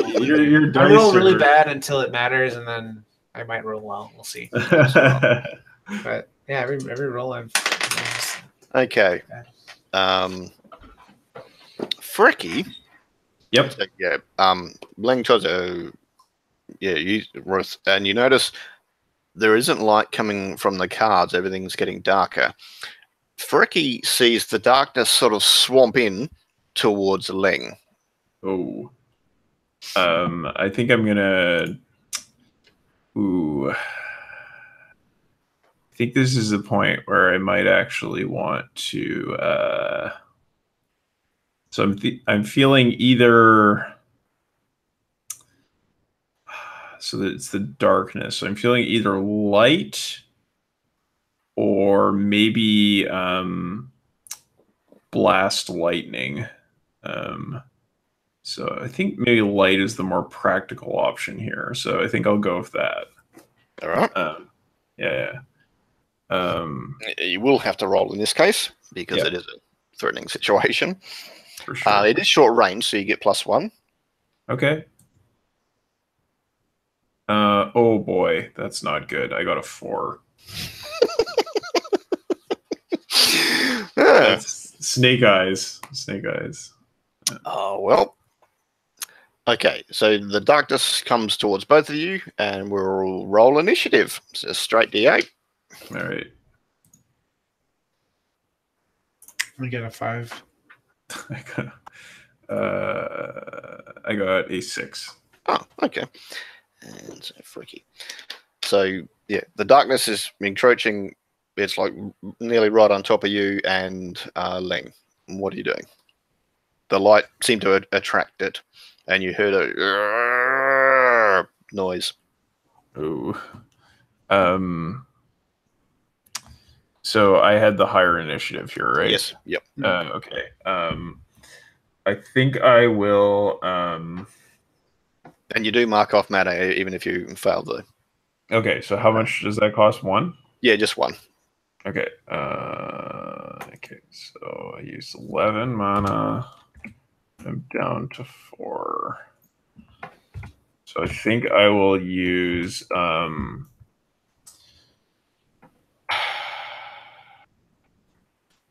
yeah, I think I'm going to try to cover us with the aura of lightning so that it can't touch us. Okay.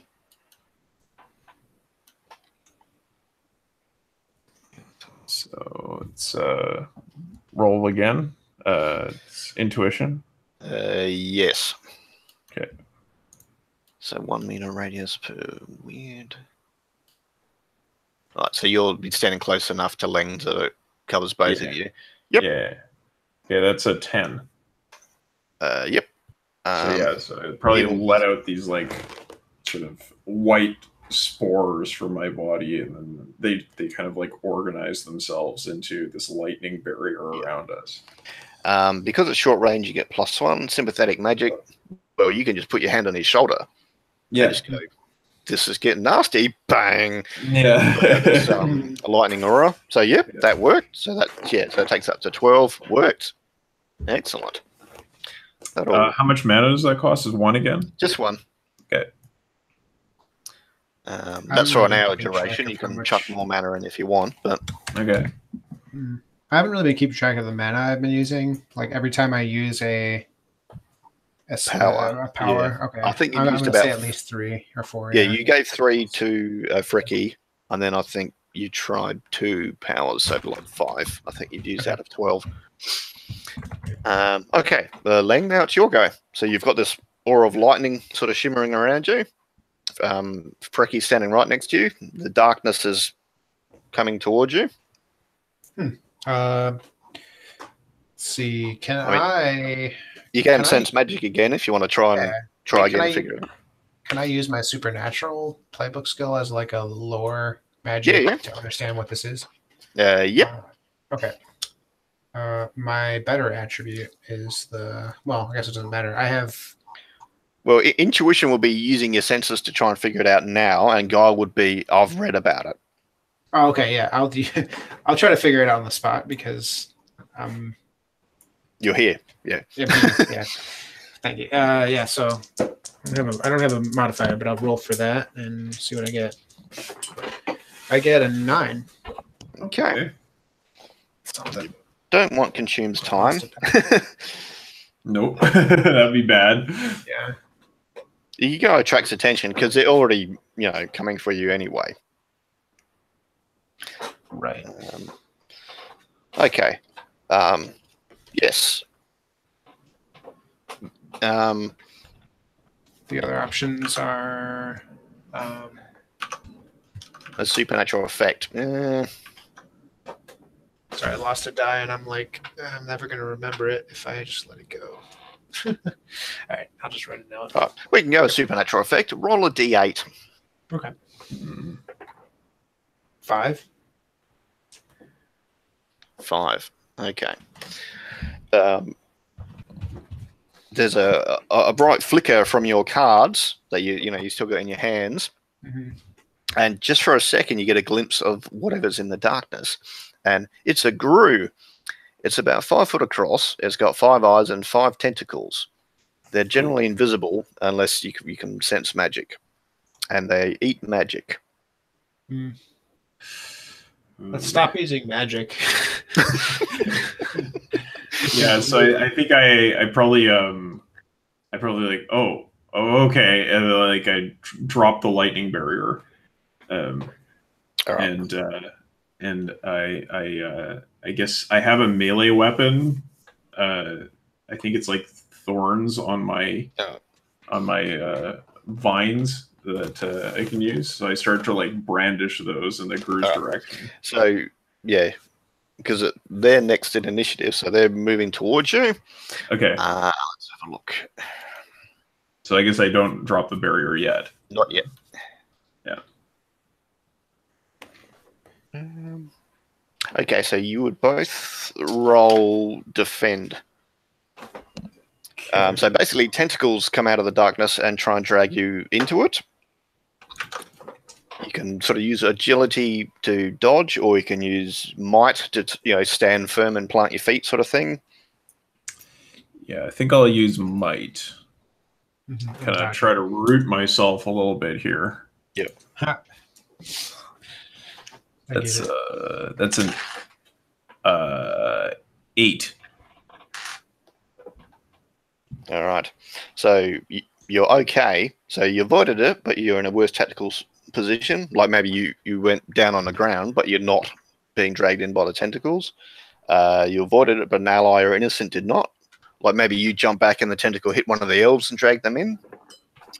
Oh, no. Effect delayed till later. Like maybe the tentacles are diseased and it makes you sick, but that'll happen sort of later on. Oof. Okay. All right. So maybe I'm going to get some kind of blight. But for now, you're fine. Okay. And Len, how did you do? Len got an 11. Okay. So yeah, it's still yes, but do you want to get you jumped out of the way and one of the elves got dragged in instead, or? Yeah, you know what? I'm okay with that elf being dragged in. I'm okay with losing one of my 7 of swords.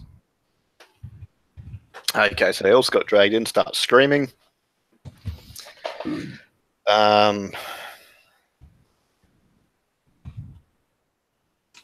The other 2 elves are just running for it. Okay. And so, and at the end of the round, you were going to drop your lightning aura, Frecky? Yeah, I think I'm going to drop the lightning aura. And is that a free action, or is that a? Yeah, it would be. All right, so Okay. we're back to the top of the round. It's your go, anyway. Yeah, so I'm gonna drop the lightning barrier and then attack the Gru with my tendrils, my vines, my thorny vines. Okay. Melee attack. Go for it. All right. Now, is this a might or agility? Are you? I think this is a might. Yeah. Right, so this is a bash. Okay. This is a bunch of them all at once. So maybe I like wrap them around one of my arms and swing it at. All right. Like the Whomping Willow in Harry Potter, just douche. Yeah. Okay, so here I go. Okay, so that is a 10. Okay, so moderate success. You and your enemy hit. You and your enemy miss.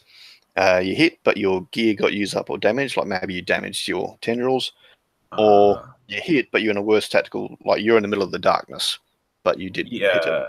I think it's probably my vines get damaged, because I think that's kind of in line with the sort of blight that I got from the enemy. Like maybe they hit the enemy, but then they kind of like just like tear off. So like maybe 2 of your 4 arms you can't use for a while. You need to sunshine and good soil and stuff to get them back. All right, but you did still get the damage, so you wounded it. Okay. So it is wounded. Leng, your go. Yeah, you know, I'm gonna also do a melee attack because I have a whip as my weapon. Okay. Very underused. Awesome. Yeah.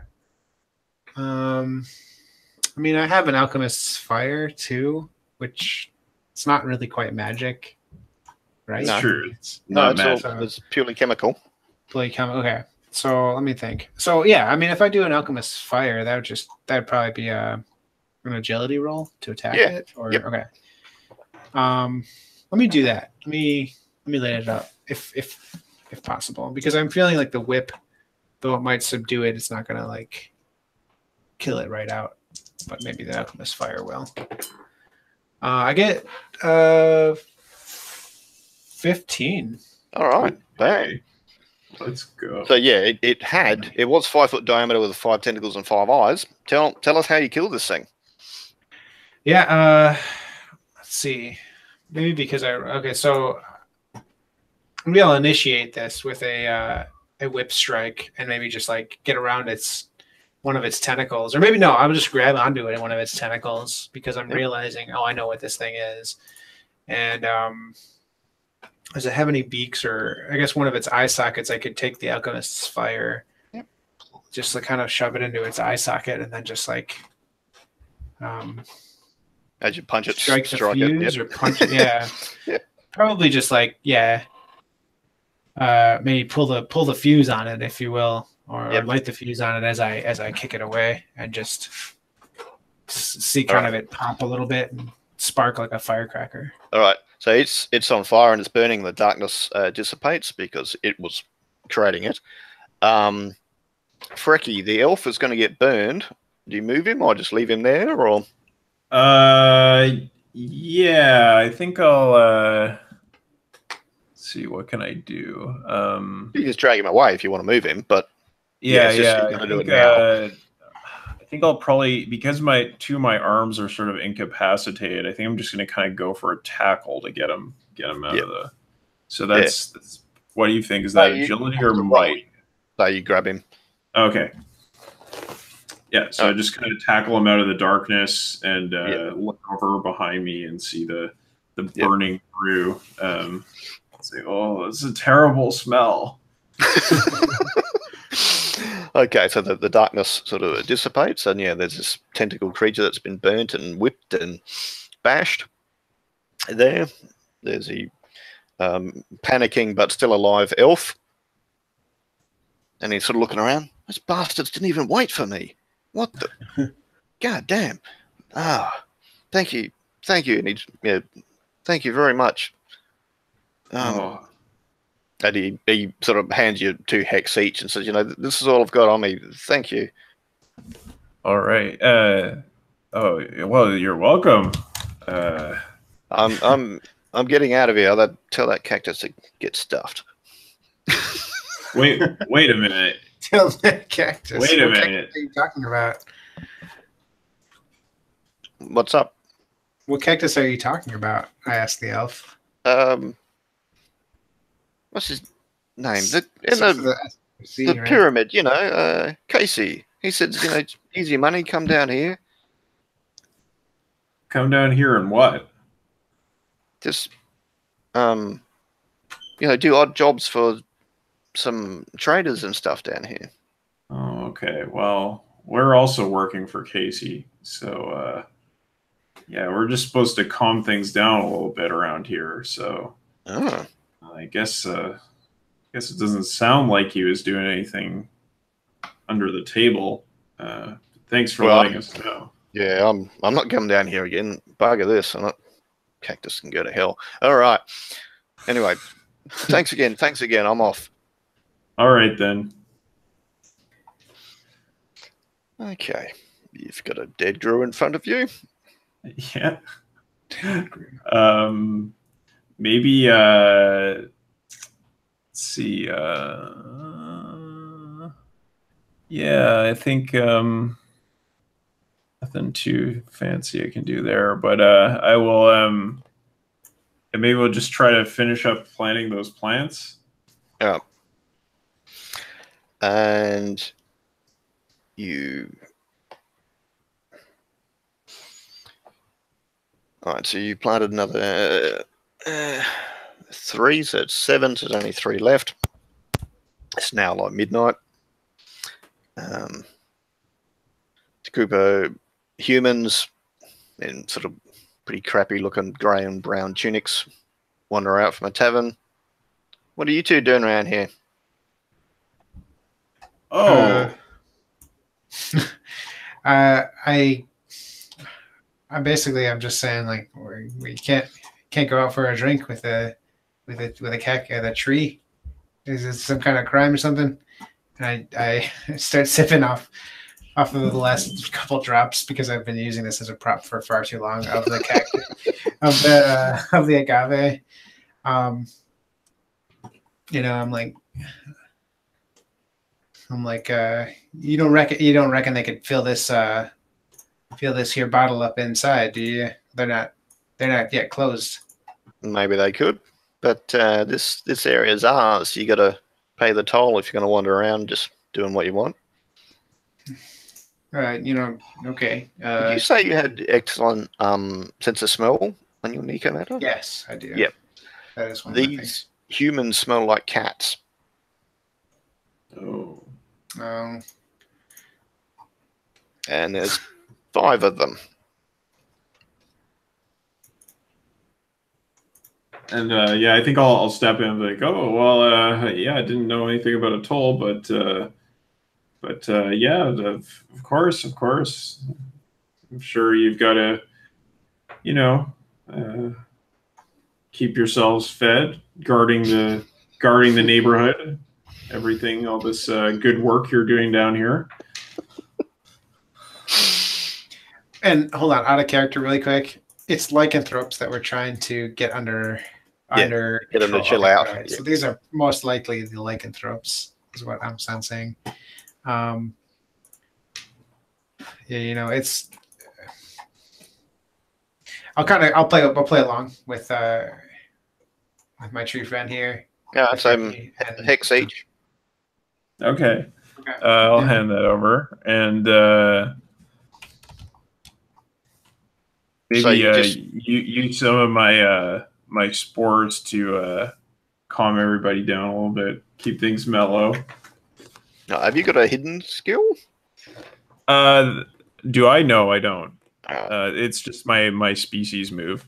It has been a long day though, so I think I'll get you to roll hidden and see how you go. Okay. All right, let's try that. So they're strong. They can smell as well. So no mods, right? Yep. Okay. Okay, that is a 9. Oh no, wait, no, that's not a 9. That's a 13. 13. Okay. So yeah, they don't seem to notice, despite having an enhanced sense of smell. So you're so used to doing it all your life, you just they don't even notice. And then, you can see, they were sort of standing like this, and then they just sort of shoulder slump a bit, and so, okay. All right. Yeah. That's nice to see you here. Yeah, have yourselves a good evening. Thank you. We will. Mate, head off. Meow, how about that? Bloody Jedi mind tricks. All right. Yeah. It's like we should have done the Super Troopers.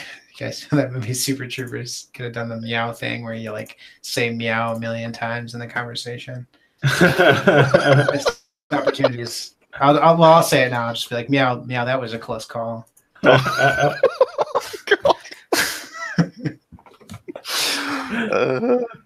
I've seen some kids shows like that. They'd start and end every sentence with meow. It's like, oh God.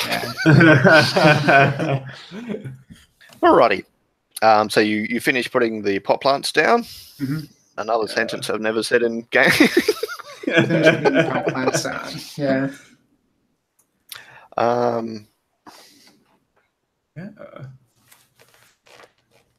And I think I'm probably gonna be looking to maybe go somewhere and root myself down so I can get some rest. Yeah, do some nice photosynthesis. Yeah, I'm gonna go and drink myself into a nice double night vision, if you know what I mean. That's what my character is thinking. Okay.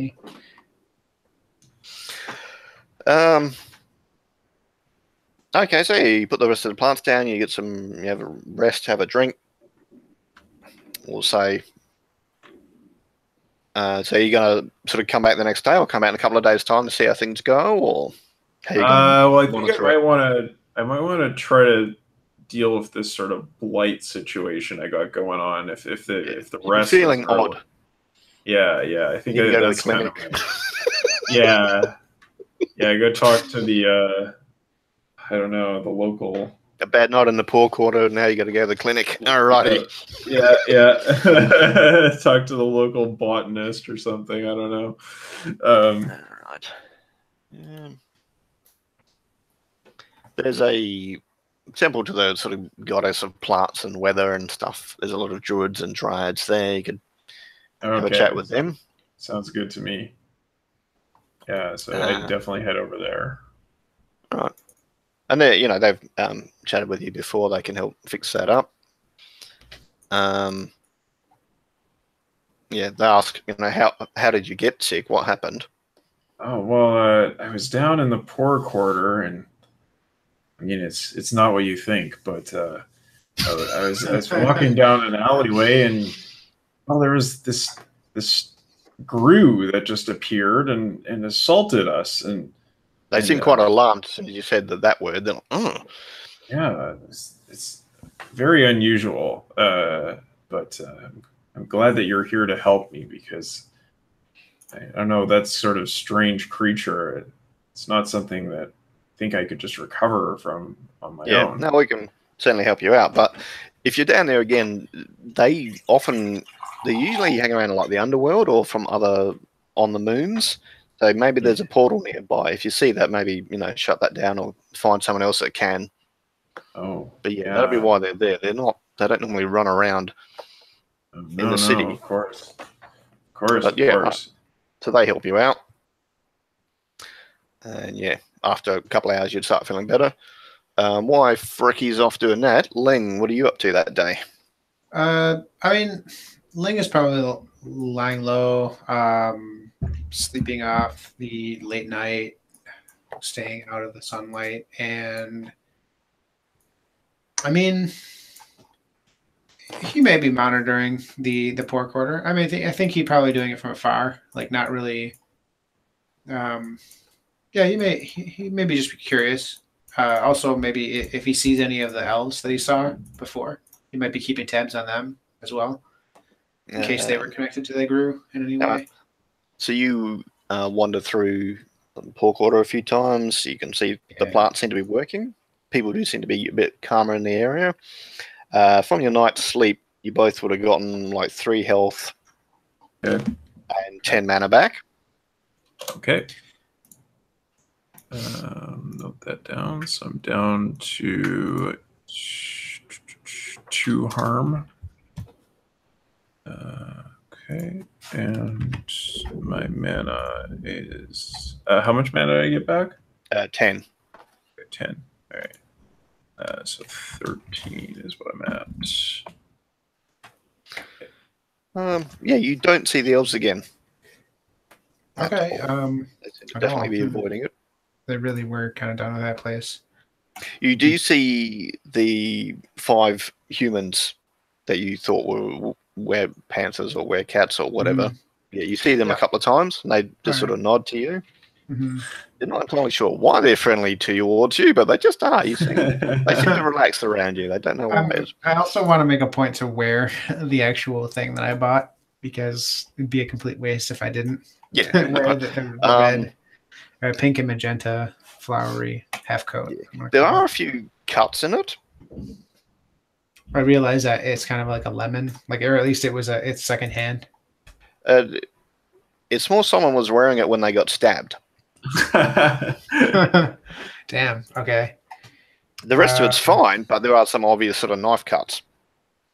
There's no blood. Oh, a little bit. Okay. Adds character. Yeah, I guess it adds character. It kind of blends in with the pink and red and magenta.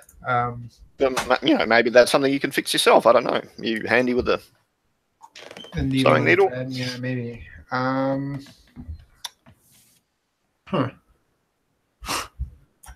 Well, I'm gonna have to talk to that guy when I see him next. I might have to get some of my hex back or something. Yeah. Maybe he'll break me a deal on something else. We can say your lady werebat friend meets you for dinner one day. Sure, or brunch maybe even. Yeah, we'll make it a casual encounter, not anything serious. Yep. She'll meet you low. She's not particularly wealthy or anything, so she's happy to meet you down there. And all right. So over the next week, the plants seem to be working. You seem to have calmed things down. And I think I definitely talked to, was it Casey? Yeah. About that possible grue portal. That's something I would definitely bring up to him. So we'll say you both go and see him to get the second half of your pay together. Yeah. All right. So you're back. Went all right, I'm guessing. Oh yeah. Yeah. Quite an ingenious solution, if I say so myself. Well, you did. But okay. I don't need to know the details. That's fine. I haven't heard any bad reports of things coming out of that area, so that's good. That's what we want. Want business to Well, there is one thing.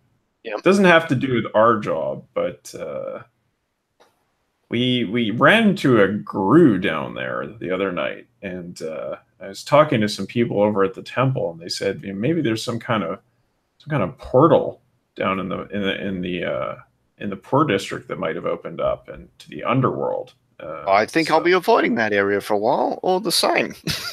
I don't yeah. want to go anywhere near one of those things. All right. So it wasn't like you guys were doing something and the grue rocked up. It was already there. Yeah, it was just there in the street. Okay. All right. I'll find out if anyone wants to get rid of it, and I'll let you know. But as far as I know, okay, that's a separate issue. Here's another 5 hex each. That's your other party payment. All right. Good job. Seems to have all gone well. Thank you very much. All right. I think we'll sort of start to wrap things up. Is there anything you want to do with your characters before we? No, I think I'm probably good for the moment. Yeah, this is pretty cool. I mean, I feel like I don't necessarily have a solid direction, but I'm okay with that because today was pretty fun, and I'm not necessarily like. I think I'll maybe think of more now that we've gotten a foundation. So no worries. Any feedback? Good, bad, mediocre, whatever. Yeah. So I think I kind of would have liked it if there was like some kind of, I don't know, like move or something I could do with my vice, like kind of like in Blades, like I could indulge my vice somehow. Because I kind of tried to do that in like going down to the river. Okay. Yeah. So I don't know. That could be interesting if there's some kind of mechanic connected to the vice that. I mean, there is in a sense that you would generate mana quicker when you're role playing your. Okay. Virtue, gotcha. And you also get experience points because you're role playing your character. Okay. Okay. Cool. Yeah. So what about XP? Do we? Yeah, we can do that. Is there anything you haven't got up? Come on.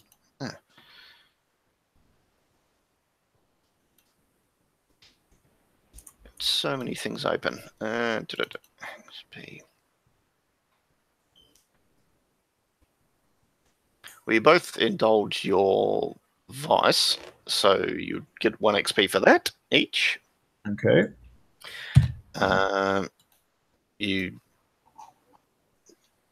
survive the session because it's a dangerous world, so you get 1 XP for that. Why is this bloody thing not? It's not. I'm not safe. Oh, there it is. Okay. Stay on the page. It's not displaying my PDS for some reason. That's great.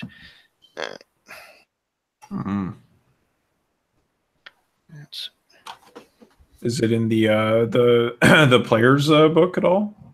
Oh, I've got the files, but it's not putting them up on the screen for some. Oh, I was just thinking I could look it up if we need okay, necessary.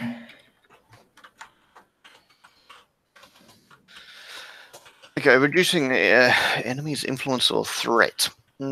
Yes, you killed a grue. You did lower things, so you get 1 each for that. Okay. Generally, role playing your actions. Yeah, you're describing your powers and stuff. I like the card sort of sentinels and the spores for everybody. It's like Oprah. Yeah, exactly. Yeah, I like it. I mean, it's because they can be very multifaceted. Those spores. Yes, very. Cool.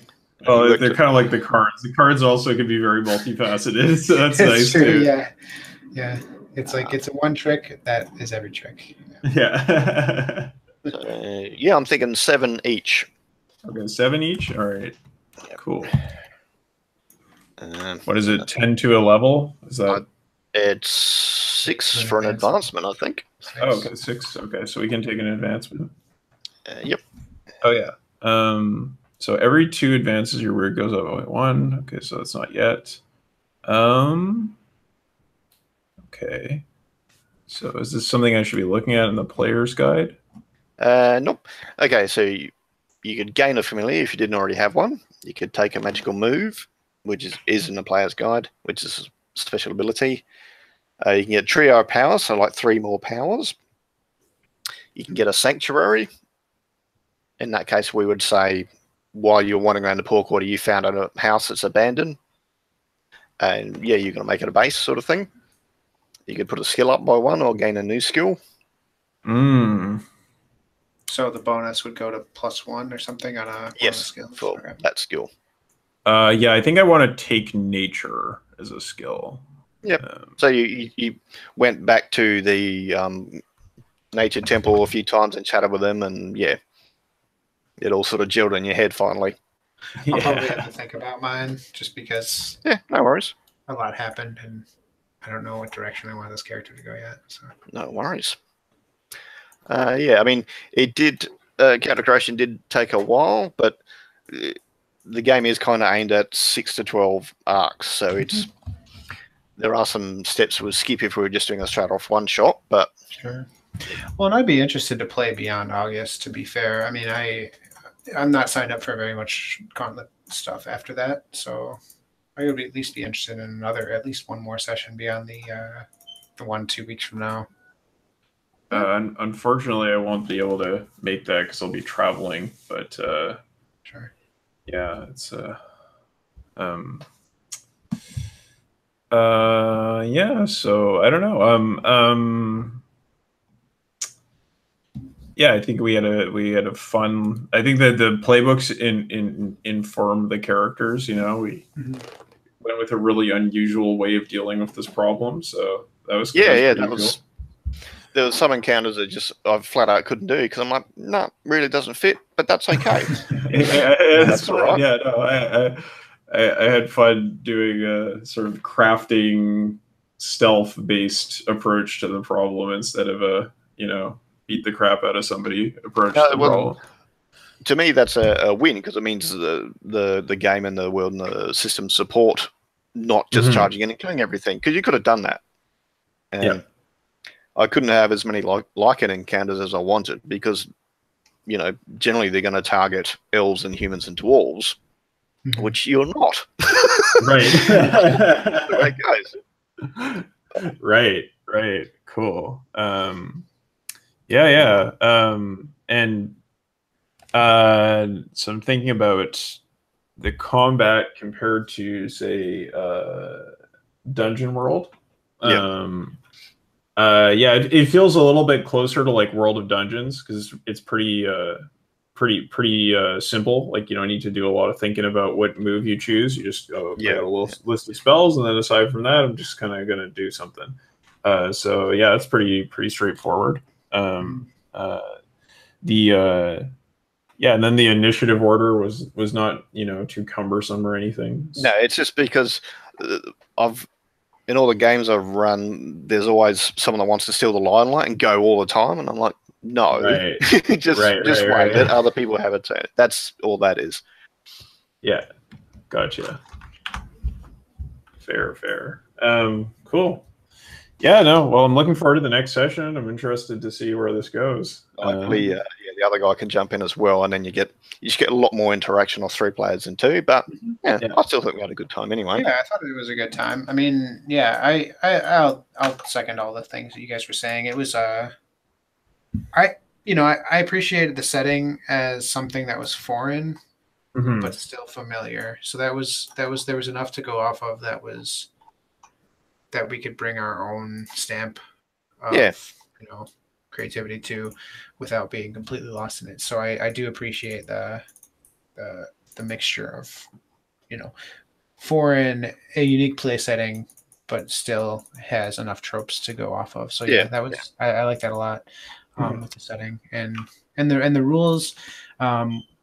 Character creation did go by perfectly. I feel like it went by. It took a good amount of time. We didn't linger on it, so I appreciated the. What we came up with ended up maybe because we were just one session and just 2 people. You know, like you said, it's not going to have the depth that a campaign of 6 sessions is going to have, but definitely is the foundation to build off of. So yeah, this really is fun, and you know, I might not have the same love with this for this character but it's also because I haven't played it more than one session. No, that's fair enough. Yeah, but I'm looking forward to more. So yeah, I mean, it was still fun. I'm trying to envision more uses for these cards that are going to be so situational, but then I realize it's kind of futile. It'll come when the situation arises. Something will present itself, and it will just. And that's kind of the nice. I like that aspect of the mechanics because you're not trying to fit a bard's playbook into a character where into a situation where nothing in a bard's playbook fits. You know, like an entertainer might not have been useful in a lot of those situations. So combat or confusion was really in order. So I liked that a lot about the flexibility of the rules. Yeah, cool. Definitely flexible. Just the one point about character creation that just occurred to me now that I thought back to it. So it's a very, very open system. And so I think as a player, like I was able to kind of go off of what was there and build up a nice character concept. But if usually for me personally, it's easier for me to make a character if I kind of know like what the situation is or the premise is in advance a little bit. So like if you just like is before the character creation, if you just kind of said like, okay, we're in the city and like this is kind of the sort of thing that's going on. I should have set the scene a bit more. Yeah, that would have helped me out a little bit with making my character. Like it still worked out fine. It wasn't like I was majorly frozen up or anything, but I think it would have been. I should have said this is going to be a city-based investigation sort of mission. Yeah. That would have been a nice entry point to the character creation. Yeah, that's fair enough. All right. Cool. Yeah, we'll leave it at that. Thank you both for playing. All went pretty good. Yeah. Okay. Cool. See you both next time. No worries. Okay. Yeah. Take care. Bye.